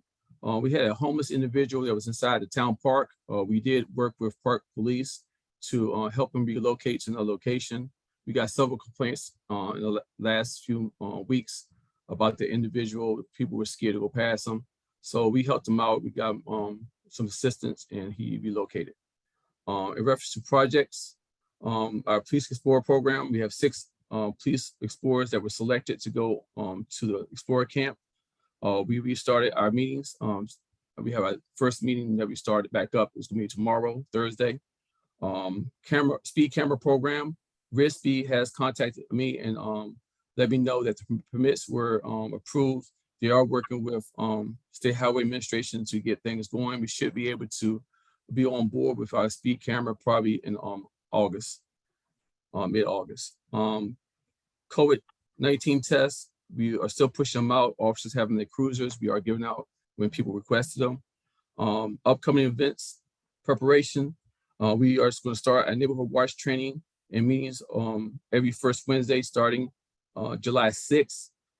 Soccer camp will start in July. Youth first responder camp will be in August. I do have those dates for that already, but I can update you with the dates. Explorer camp is going to be in August also. Our youth summer activities will be to be determined. Also, we are talking to a couple of seniors because the seniors will do a couple of activities this summer. So we working with them with suggestions or where they want to go and what they want to do. We think about having a playing card night, probably either spades or some other card game. Have some kind of tournament for them up here. CPR first aid training. Myself and myself and Sergeant Hayes will be certified instructors June 21st. We will start training our staff on CPR, getting everybody certified. as well as start going out in the community and having individuals that want to be certified trained in CPR. Cert training will be also tied in with our neighborhood watch. We are starting our business watch training in August. Carter City Day, we're working with the team to actually come up with programs and activities for Carter City Day. National Night Out is something I want to discuss with the commission. We did talk to Chief Stone. They wanted to actually combine the two towns once again. Mr. Pickney suggested the Borough Plant parking lot to be the location this year, so it'll be on our side this year. And I just want to see if the commission is okay with us to join our National Out event this year. What parking lot? The boiler plant is right across the bridge. Once we cross the bridge on our side is that big parking lot, the boiler plant. Hurley Boiler, and you have to get permission. You know that, right? It's private property. Yes. We know the owner. Myself and Okay. we both know the owner. We just seeing if that's okay location for y'all before we go ask them. Okay, yeah, I don't have a problem. So across the bridge going towards DC? Yes, once you cross the bridge going toward DC is right to the right, the first parking lot. After the gas station? No, Hurley Boiler. You know what I'm talking about? Hurley Boiler, crossing the Jiffy Loop. The main bridge to go across the Anacostia, not the small Dual Creek Bridge. So you're talking about the bridge to Bladensburg? What street? What's the intersection? What's the street? 43rd, or right before 43rd. Okay, down that, you're Okay. at the other end of the town. Across the street 43rd. So across the bridge would be in Bladensburg. So if you come across the bridge going toward DC, it's gonna be the first parking lot to the right. Across Where from the mural is, it's a big sign right there in that parking lot. You talking about right there? across Yes, the street from Ernie's Crab House. Yes, exactly. Well, I'm still not clear on where it is, but you're talking about in Cottage City, down next to the river. Okay. Yes. Listen, if you go out of the town hall, you make a left. You go before you get over the bridge to go to Bladensburg Road. It's that Hurley Boiler is the name of a company that's been in Cottage City for 40 years. It sits on the left-hand side. It used to sits opposite of what used to be the National News building, which is now the church. Remember the big church that's Right. up there? It's right across the other side. That's it. Okay, so there's an area down there across from the church. Gotcha. So you're talking about inside their parking lot? It's that parking lot in their field. They have a pretty nice sized field right beside the parking lot also for activities. It's pretty much the same size as the area that Cone Manor had their event last year on their side. I'm not speaking about the size. I'm speaking about the location and people from Colmar Manor crossing the street, getting over there to that parking lot. Yeah, we have officers doing like we did last year. We're not, our group is going across the street to their event. We would have Yeah, but crossing. there's a walkway or crosswalk going from our town to Burger King where they had it. There's no crosswalk down there at that end of. Well, we had a walk through bridge. We had the trail that goes underneath the bridge. Well, who wants to walk underneath the trail? Okay. I mean, All right. Okay. And then, I mean, what's the time? Because I know it doesn't get dark until about 8 or 9, but who wants to walk back under that bridge at night? No, well, we normally do it. I mean, we be finished before it gets dark. It's called National Night Out, but I mean, it's still light out by 8 o'clock. So it's 6 to 8. It's only 2 hours. It's called National Night Out, but it's still daylight saving Yeah, time. but people hang around too. They don't go home right away. I just don't like that location. Okay, I don't like well, that work, but I mean, it's up to the commission. I just see it being a problem for people from Colmar Manor side.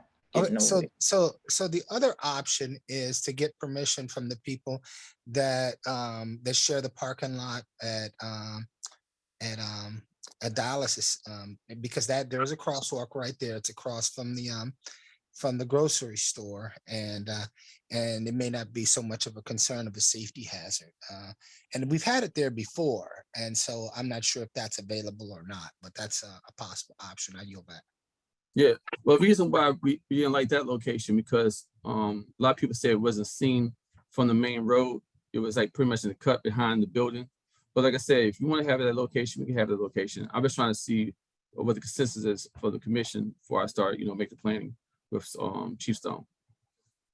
I think you need to find a location where it's safe for people to cross the street from Colmar Manor.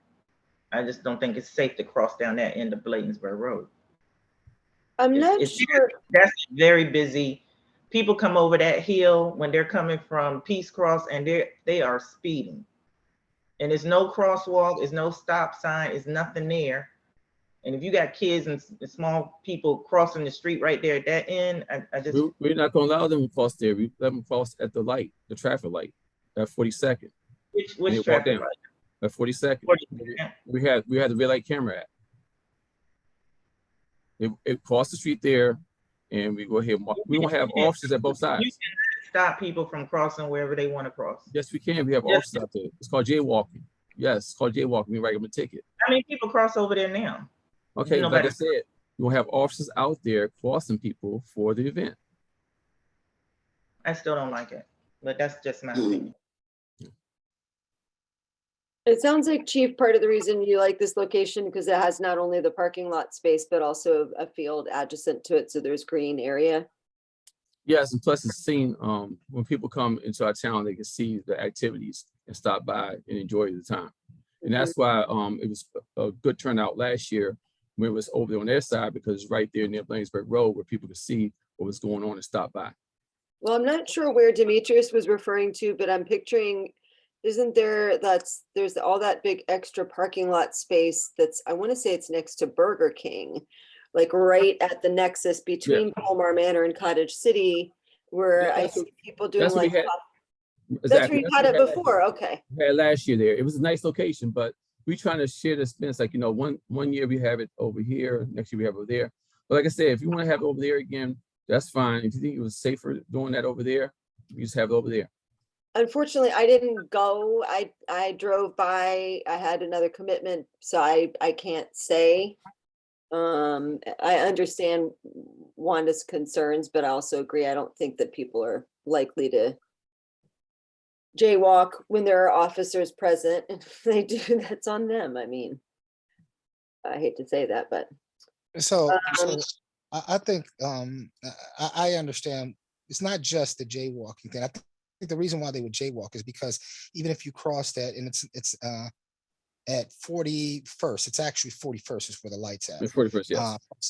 And then that means then you'd have to walk down to 40th, cross over actually 42nd. You cross over 42nd and then go down into the just beyond 42nd into the next block, which may not, it may not be a realistic option, is what I think her concern is.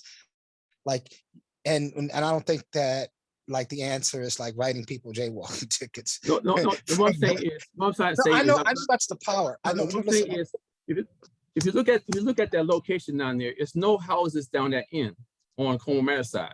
All the houses start at 43rd. So if you're coming from Colmar Manor, you're coming out that side with 43rd is, because everything else is like the liquor store, the medical facility, all that stuff in the church. So it's 2 blocks. But all the people are coming from those houses on 43rd, and that's why we say we cross them right there when they come out to the Bladensburg Road. We cross them there and then walk down.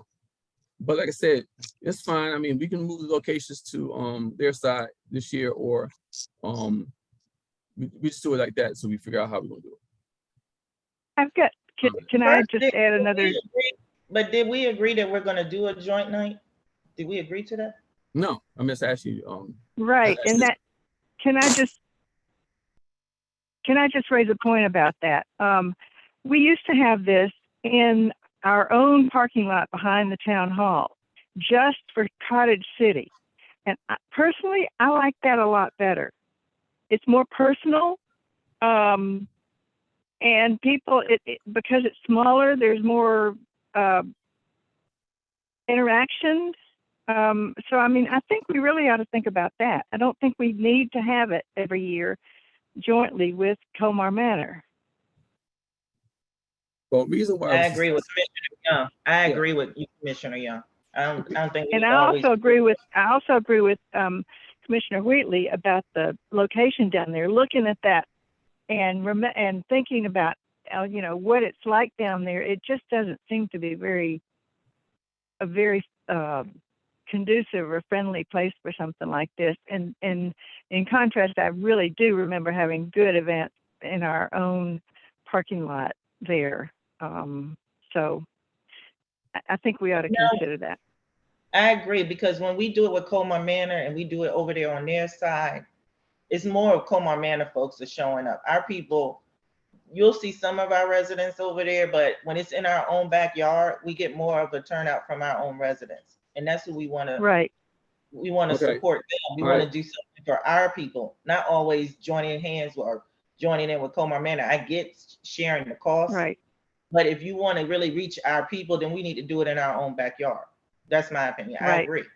Let's do it in our town hall parking lot like we used to. It's more intimate, it's more personal, and you'll get more of our folks to show up.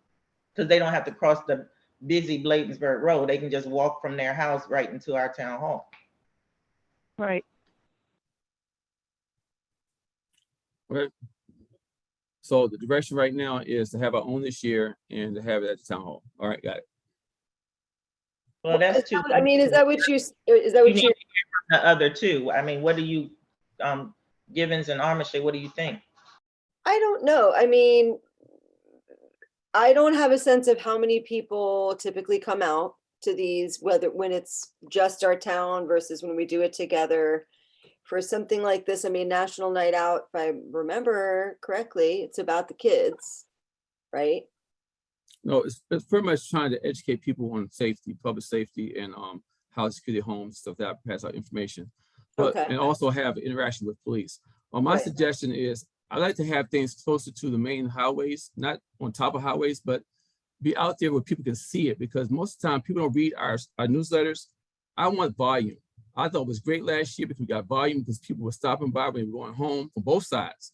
Because I was out there the whole time. We had both sides coming out there, and they really enjoyed it because they saw it and they had fun coming out there.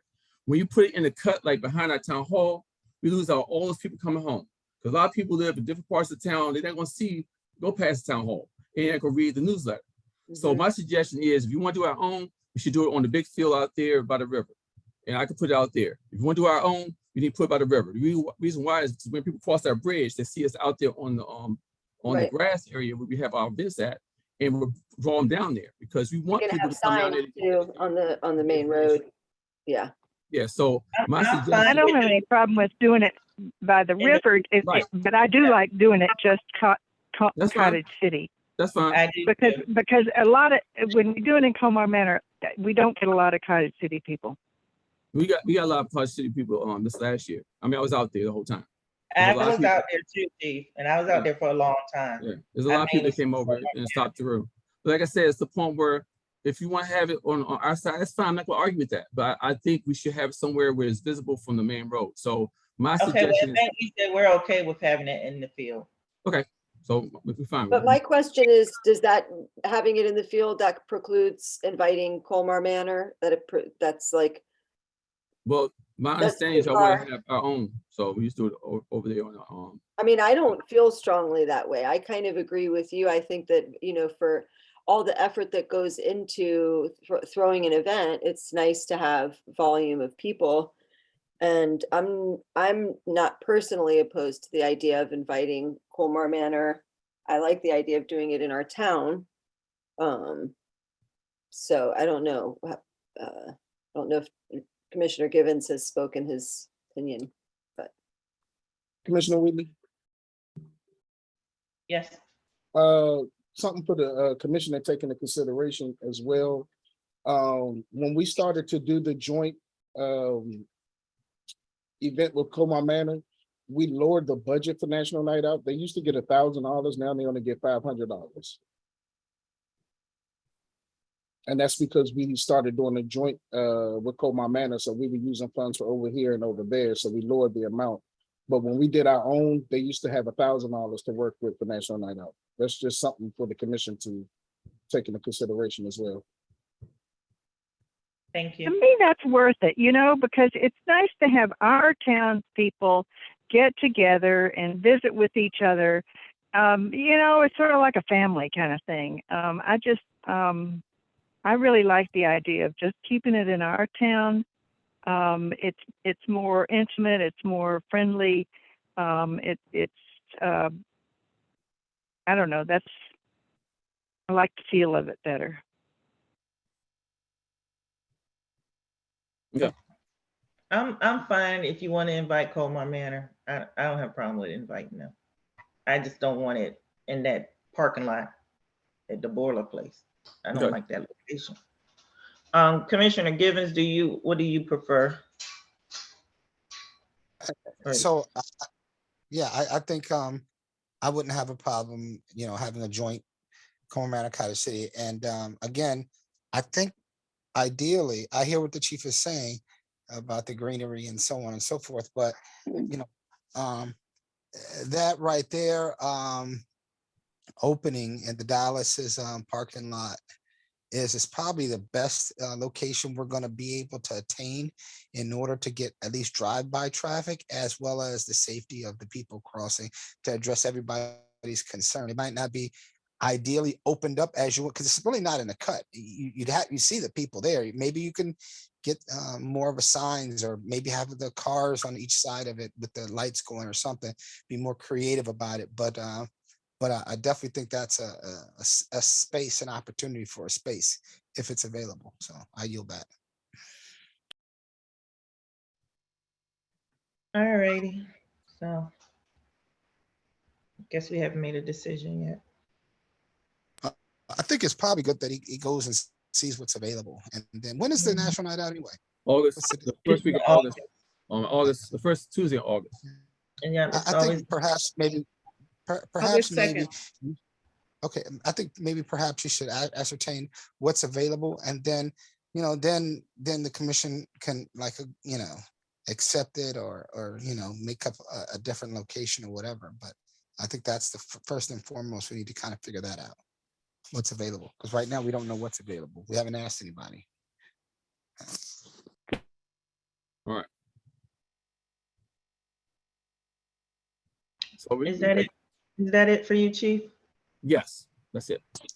There's one thing I like to ask the chief to do with the permission of the commission is there was a time that we did this in DC where, because of the heat, this during the summertime, they would when the officers were sliding around, they would just offer residents. It's a part of community policing.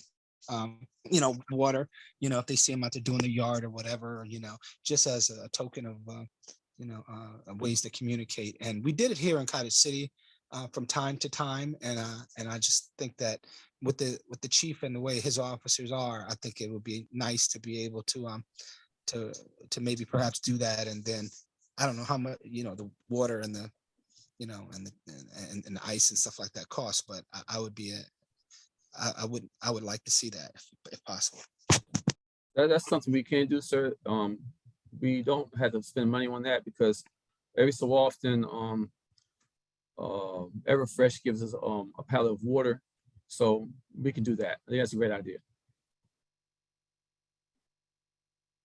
Chief, can you give me the date for the camp, the Explore Camp? Can you give me those dates again? Yes. Hold on a minute.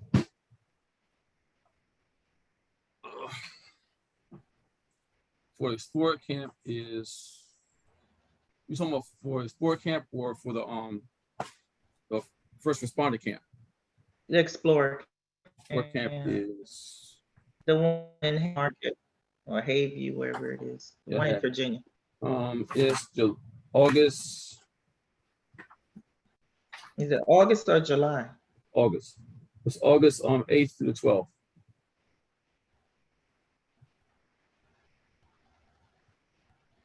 Because I had saw in the minutes that it was like the 15th through the 29th. No, I'm sorry. The 15th to the 19th. I'm sorry, you're right. 15th to the 19th. August 15th to 19th is 5 days. Yeah, okay, because in the minutes, it said from the 15th to the 29th, which I knew that wasn't right. No, it's 15th to 19th. All right. Okay. 15th to the 19th. Gotcha. Now, in reference to the first responders camp, that's open to College City residents first. We have 25 slots, so we will try to fill slots first for College City people. I just want to know if you want to cut it off, if you only have 15 people cut off there, or you want to open up to Como Manor. The first responders camp? Yes, it's for kids ages of 14 up to 18. They will learn how to do CPR, first aid, how to do fight fires. We take them over to the firehouse for a tour of the firehouse. They learn how to discharge a fire extinguisher in case you have a fire in the house. Talk about fire safety. Teach them a little bit in reference to police work, and it's called First Responder Camp. And we have slots for 25. Now I'm saying if you don't reach 25, it can be opened up to Como Manor, or just to close off where we stop. And it's for our children? It's for our kids first, yes. And what's the age group again? 14 to 18. I think you should get as many of our kids first, and if you don't fill up, then go over to Como Manor. Okay. But you can open it up to any of the other port towns, I would think. Okay. All right. Let's make sure y'all okay with that. But it's going to go out first to our people first, and then. But I want to make sure we maximize on the 25 spaces. Mm-hmm. How long is the camp? It's a week long. Week long. And they have 3 tours. They have a tour of the fire station over at Brentwood. They actually go on a tour of communications and a tour of Prince George County Police Academy. Okay, you're going to put that in the newsletter and advertise it and everything? Yes, ma'am. What time are those? What's the times in that camp? It's from 8 to 4. Is that going to conflict with the camp that the Como Manor does? That we had discussed. Well, they had younger kids. They have younger kids. They have like kids between I believe 6 to 10 and 6 to 12. All right, thank you. All right, so if there's no other questions for the chief. I do have one other question for the chief. Did we ever figure out what happened to the damage on the van, or is that something we need to talk about? No, we figured out what happened. We did speak to the driver. He was trying to get out of a parking lot, and he hit the pole. Hit the yellow pole. Thank you. All right, we can move to the next item. Ward 1, Commissioner Young. You have anything to report out?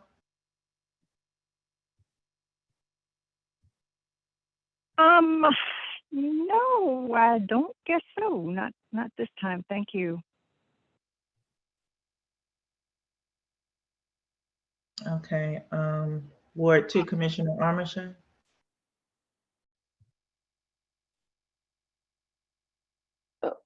Just that I am going to collaborate a little bit with the 2 police camps that Chief and Sergeant Hayes are running.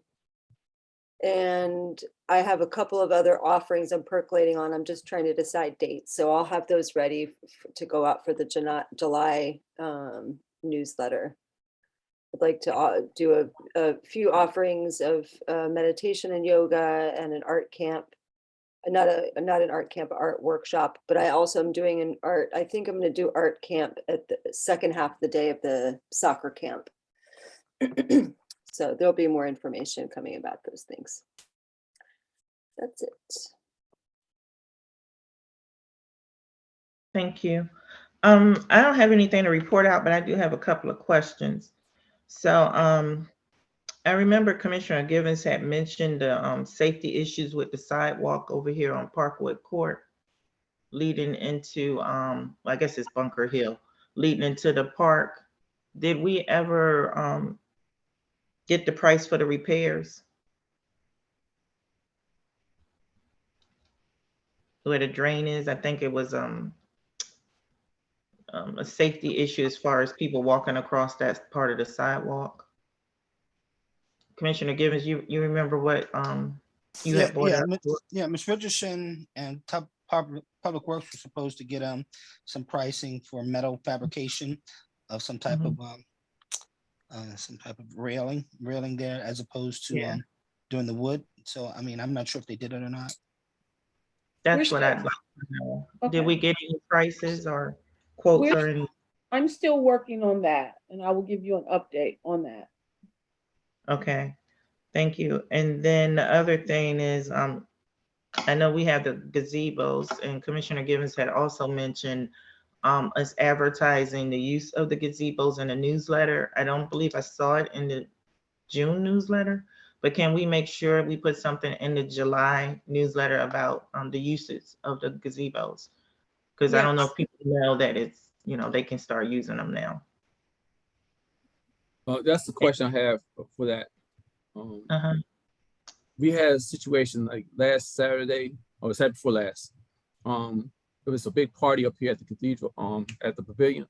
And I just want to know if possible, if we can have signage put on the side of those pavilions stating the rules and how you're supposed to rent them out for large parties. If you want to come there and sit there and eat your sandwich, that's fine, that's different. But I thought we renting that space out to renters. If somebody has a big party there and we have a renter that's renting that room and they can use that outside pavilions, we won't have a problem. So I'm trying to see if possible, if the commission will allow us to actually create signs to put out there and let people know that the pavilions for large parties and they need to actually be a permit. I thought we had already instructed Public Works to do that. That was my understanding, that we were going to put signage up. Because we went over the signage. We had a very long discussion about it. I don't know what happened. No, but I you're know right. You're right. When did that discussion occur? Probably last year when we were working out the policy for renting out the main room and the gazebo for residents. We did a whole policy on it. And it's a document that should be on file. Okay. What the fee schedule is, what the procedure is, the process, how to rent out there's a form that you have to fill out. We did the whole thing. We really went into great detail about it. So Yeah, I'm not sure. The reason why I'm saying this, we have an event this weekend. We have an event Saturday. If another person has a party out there, we're allowing that people that are renting to have both spaces this weekend. If somebody's out there, we don't have authority as officers to put those people out there. If no signage. Yes, you do. Yes, you do. You do have authority. You just didn't exercise it. If you don't have signage, we can't exercise it. The signage may not be there, but you have the authority to exercise it because we've already put it in place. It's in writing and we sent it out. We put it out All right. to the public.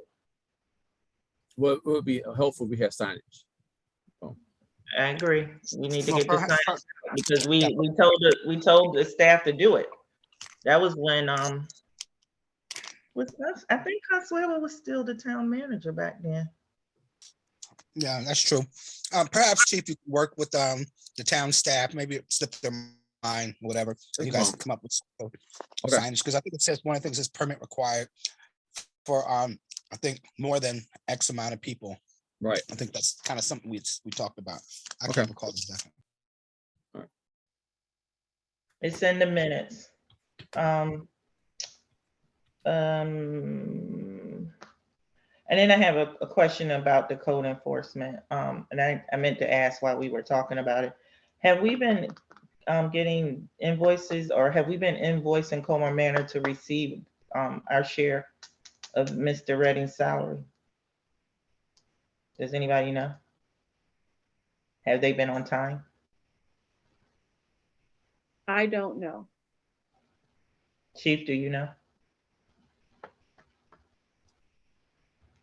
Okay, well, that may be a Todd question, but I'd like for somebody to find out.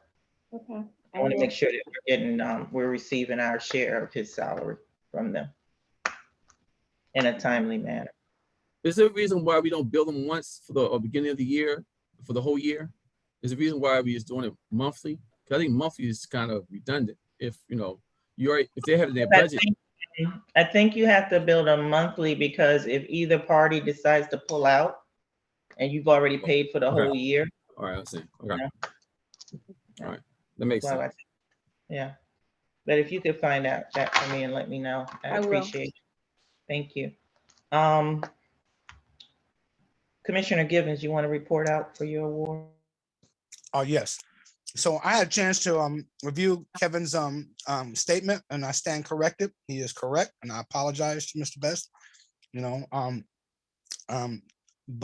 so I do stand corrected when I'm wrong. I like to acknowledge that I'm wrong and give the credit where the credit is due. So I was wrong, and I apologize to Mr. Best in public, and so I hope he accepts my apology, and we can move on. Of course I do, and thank you, sir. Other than, thank you, Mr. Best. One of the things that the commission does need to start to consider is I know Commissioner Wheatley had a major concern about the amount of vacant properties, not so much the vacant properties of the residents in the town, but some of the businesses. And so what they've done in the District of Columbia, and I believe Mount Rainier has done it too, they've done a special assessment tax for unoccupied properties. And we had talked about it some years ago. And perhaps that's something that we should consider here, of course, through the legal process with Mr. Best. And because what's happening is I look around and I see like the taxi place right there on, I guess that's 37. It's been like that. I can't figure out what they're doing there. They park cars there, right? And so this just don't sound like there's a lot of incentive to make people either fix these properties up, sell them, or, you know, put a tenant in them. I know a lot of times they use these things for write-offs, and it's not that we can make them do it, but if we give them maybe financial incentives to, creating a tax creates a financial incentive for you to want to put somebody in there, so it's not costing you money. So that's something the commission should consider, and with the recommendations of Mr. Best, how to go about that. And I believe Mount Rainier already has it in place, so it might be a boilerplate that we can copy off of them. Does anybody have any comment on that? Yeah, we discussed that, a couple of weeks ago, but same things discussing, we had to find a way to get their attention. We have abatement going through on Monday for that bus. So we're trying to tow that bus on Monday. So okay. It's a lot of things we're trying to do right now. Our town manager, she's supporting whatever we do in reference to hazards in our community to actually abate it. So we're ready to move forward with that. Okay. Are we, Chief, are we giving out no notices on the doors on the actual residents, or are we just sending out letters? No, we send out certified letters, as well as get in contact with the owner's attorney. I know for over at Port Town Motors. No, I'm not talking about that particular property. I'm just talking in general. Yes, it goes out to whoever's on the tax information forms. Real property, we go to real property and get that information too. We send those to those addresses, as well as posting on the house and send it on certified mail. Oh, so you do post a notice or something like a no-note, like a warning letter or whatever we were doing before as a kind of courtesy to kind of get them, because there's a couple of properties that, that were a little disconcerting, and I'm sure that town manager can maybe point those out to you. Okay, and so that, and then there was one other thing, and it's kind of slipped my mind, unfortunately, but it had something to do. While you're Go ahead, Ann. Go ahead. While you're thinking, you just reminded me of something, and that is Denise Tamler sent an email about a house, not a business, just a home on 37th that is in bad shape and that has rats coming out of it, and that is disturbing the neighbors. Has anybody gotten on that? Because that it does, something needs to be done about that. Yes, we did get in contact with the owner. I know Mr. Redding is working on that case. We also have contacted an individual that does determinations, just in case we have to abate that property, get some prices. We're not there to abate yet, but we're trying to see if we work with the owner to get that that rat infestations taken care of. Thank you. Is it an abandoned property? He owns the property, but the property is not occupied. Oh, it's not occupied. That's what I was asking. Yeah. Okay. All right. And also, I've been trying to get this fixed for a while now, and so unfortunately I got to bring it to the meeting. There is a traffic light on 42nd, and anybody who walks the town would know. When you press the button on Bladensburg and 42nd, it will not call for the light. Only time it calls for the light is when a car pulls up from 42nd onto Bladensburg Road from Cottage City, and then the light will come. But the problem is the walk signal does not come on, so it just continues to stay red. So that's one problem. So if we can get the signal, department DPW, if they have the contact, or is it the police department? I'm not sure who, but to get that corrected, that's one of them. And the other one is on 40th Avenue, right here down the street from the town hall. You go to Bladensburg Road at 40th Avenue, and the button, if you are walking across, you press the button. The button is it's not attached to, it's not properly attached to the it's going to break off at some point, and you'd have to go and see it. So if we could just kind of address that, I'd appreciate it. I'm not sure if there's a problem up on 38th or not, but that's something, since you're checking those three lights, those three areas, walkways, it's probably good that we go ahead and check all three, you know what I'm saying? And I guess my other question was, is the dialysis center, are they still in operation or not? No, sir. They are not. No. Okay. The only thing that's open in that stretch right now is the barber shop. Okay. From 38th all the way to 40th, there's nothing open except the barber shop. So if anyone has the information for those owners, there are investors interested, but the problem was that you'd never had enough property to be able to do anything, develop any of that area, because you just had the Port Towns Motor option, and you would need additional property, i.e. the dialysis, to be able to make that a workable, plausible investor situation for development. So I think that it would probably behoove us to try to get that information, so that we could try to get investors maybe to purchase these properties, to kind of develop them in some form or fashion. But maybe they don't know, people don't know that they're available, because we do want them kind of done something with those properties. And I think the only other thing is how, does anyone know how are we looking on the situation with the firehouse, the old firehouse? How are we looking on where we're at with that? You mean the one down on 38. Bladensburg? 38.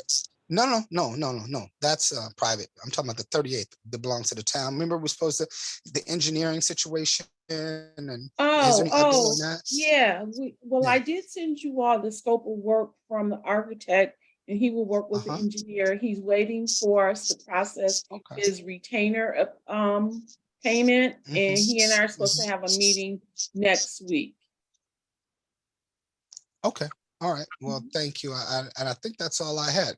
I wanted to address something you said about the dialysis center. That dialysis center, because I think you or one of the commissioners raised an issue with just, code enforcement. It's definitely an issue. It's definitely a code enforcement I wondered if they were open, and I called and someone answered, and I spoke to our code enforcement officer. So they are operating.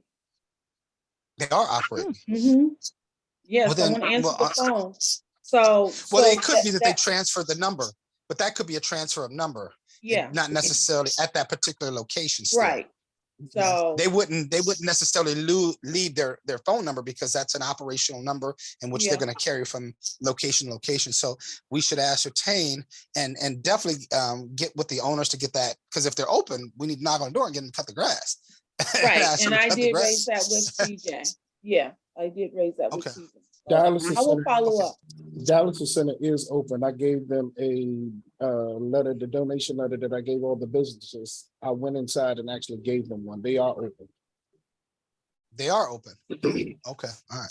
All right, so we need to get our code enforcement literally to go in there, knock on and give them a no notice or something about grass, as well as, you know, the formal process, because it just looks, it really looks a mess. I mean, it does make the town really look bad. And I hope that if I could ask the commission to tentatively agree to give Mr. Best and Ms. Richardson the authority to kind of work on some type of and if they agree. If they don't agree, then, you know, then it's a moot point. But I think that it's a good idea to get them to begin to work on some type of assessment, additional taxation for those unoccupied properties, you know, in the town of Cottage City, you know, and some type of rate attached to that.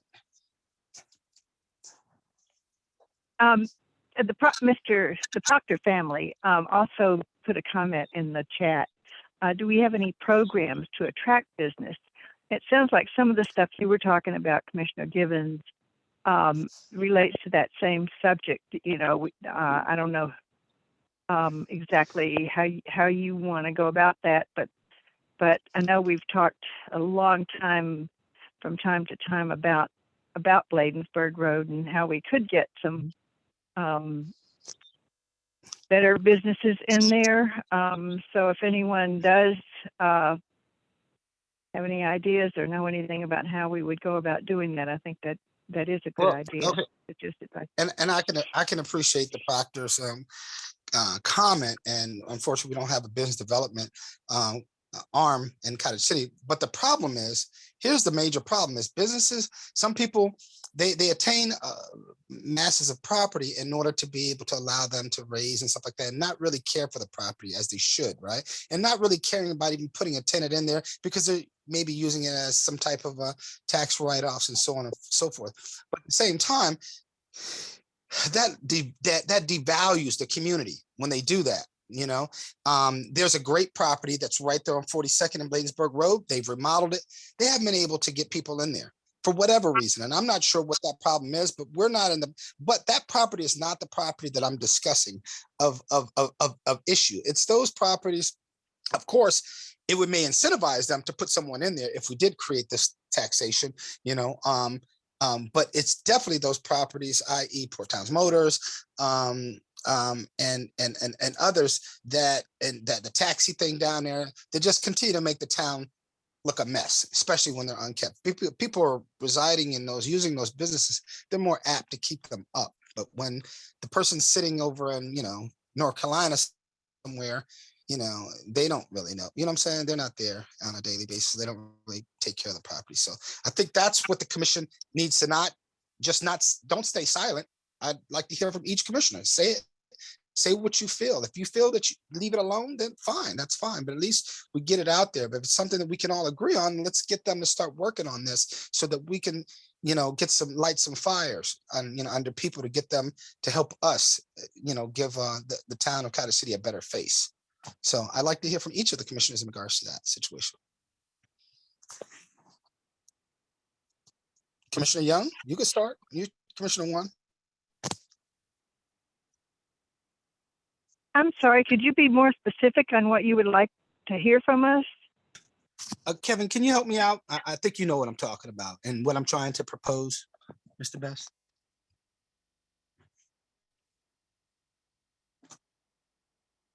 I believe you would like your colleagues to agree to allow me to help work with staff to find a legal solution to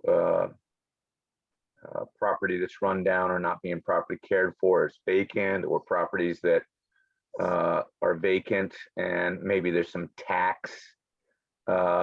taxing powers that could be used to stimulate the improvement and the maintenance of property, and maybe there are some other legal mechanisms that could be applied. But you want your colleagues to indicate whether it's really an issue or not. If it's not an issue, then I would not have my services enlisted. Is that right, Commissioner? That's correct. So basically, i.e., you know, that property, i.e. Port Towns Motor has been there for probably 18 years like that, right? So we would levy a tax for unoccupied properties that have been unoccupied for possibly more than 90 days or 6 months. Let's just say 6 months. I think that's a reasonable amount of time. And if you then after that, then we would levy a tax. They would be notified and a tax would be levied that would be paid in addition to the regular property taxes, and then maybe perhaps this would incentivize them to put a tenant in these particular properties as opposed to just sitting them there as write-offs, and because I believe, if I'm not mistaken, Mount Rainier has that same situation. And I mean, if it's something that you want us to come back and, maybe perhaps Carol can look into and give us a little bit more insight on it, that will be fine as well, but I think we got to start doing something. The town, it looks kind of messy, and we don't need to continue to make it look like that. I yield that. I would support that. I know a few years ago, this doesn't cover everything you're talking about, which I do support. A few years ago, the guy that built that big property at the corner of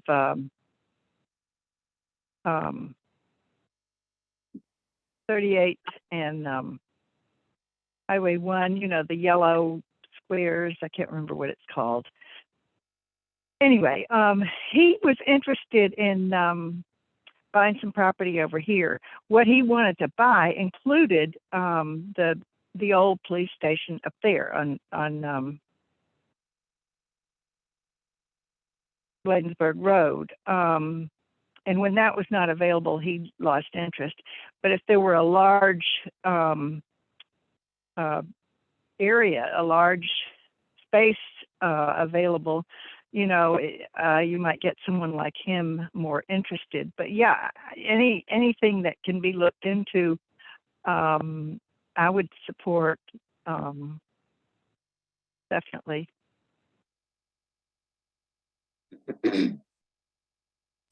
I also support it. Commissioner Armitage. Yes, agreed. All right, so there you go. So Okay. Ms. Richardson, if you could just reach out to him, and if you need to reach me and I give you a little bit more insight, if you just reach out to Mount Rainier, or perhaps the chief could, or whatever, I know relationships they have, and then bring that information back, and you guys with the attorney can discuss it. I know they have it in DC because we pay for those unoccupied properties for more than 6 months in DC. We pay extra and it's expensive. So I know it can be done. Thank you. All right, since Commissioner Uri isn't here, we won't have a report from our at-large commissioner. I did see some comments in the chat. I think a couple of them have already been answered, but I'll open the floor up again to public comments at this time. If anyone wants to ask any additional questions to the commission or staff. There's Hello. Sorry. I'm sorry, go ahead. Oh yeah, apologize. This is David Proctor, live in Hamlet Park Townhomes. I did have a question, one about, and I don't know if this has already been discussed, but the street signs throughout the town, there are some that are pretty unreadable, particularly the one right outside of the town hall. What street is that? That's right when you're coming off 40th Avenue. That one is like almost unreadable on one side, like all the tape is gone from the letters and things. So that's, if we're talking about beautifying the town, that's a nice thing to think about. Maybe doing a survey of what signs need to be replaced and or just refurbished.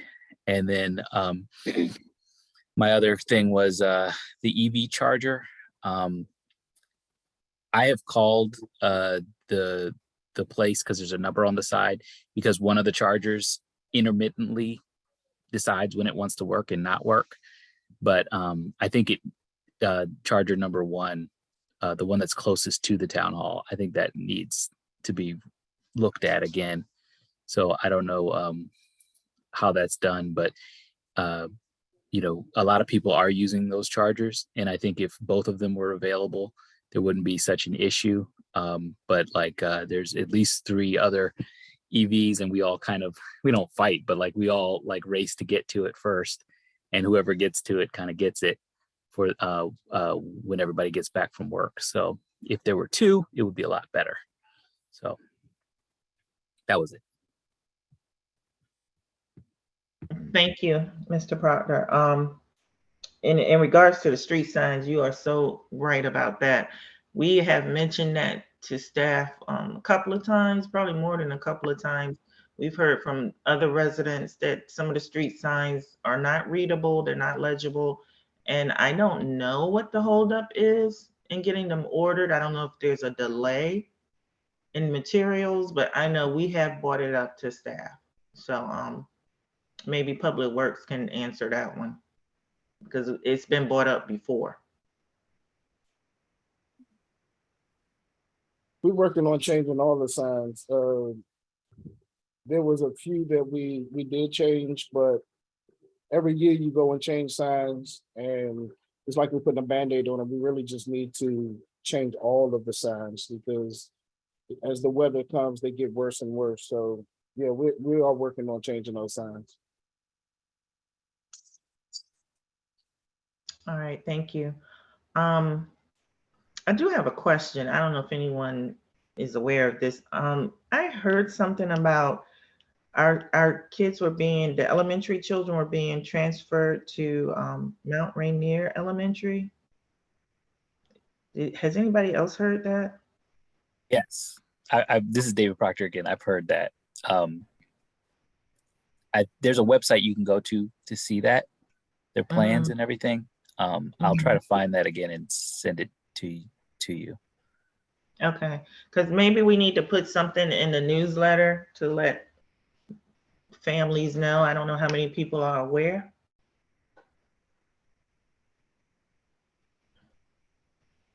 Yeah, I think it goes into effect year after next. Year after next, not this coming school year, but the following school year.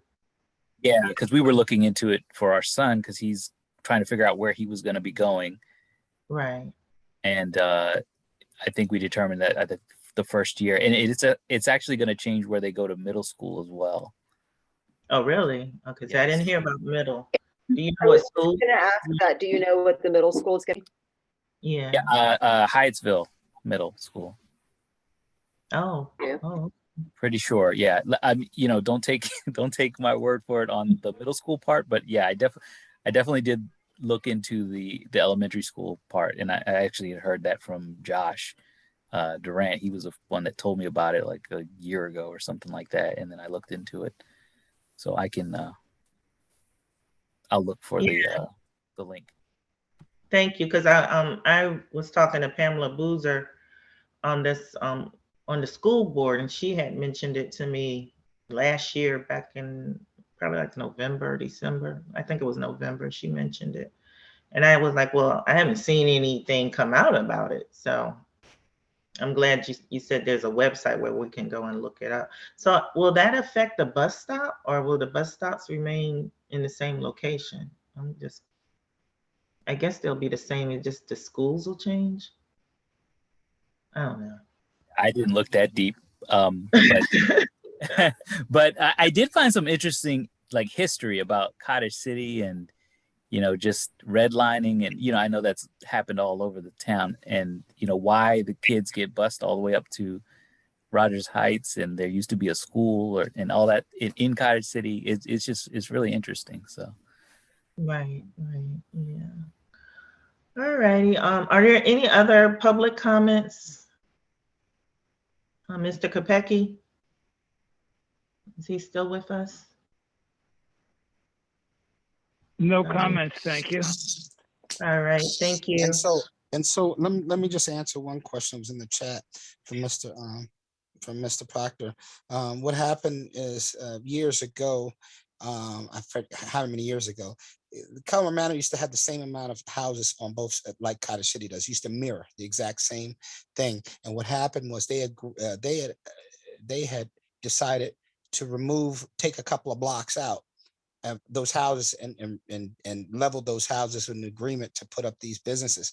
Cottage City was actually do the same thing. Cottage City denied that and did not go in that direction, which is why they have businesses over there that have a larger footprint in order to be able to put a larger type of business structures over there.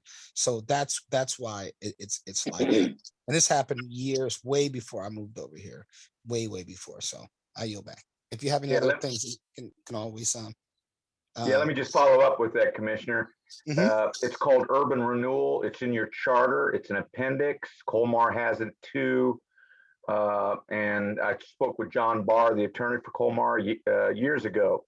And he told me when that happened and how that happened in Colmar with the exercise of urban renewal power that was chosen not to be followed by Cottage City. So that's why there's a huge difference in the composure of Bladensburg Road on either side of the road. It's because Colmar decided to exercise urban renewal.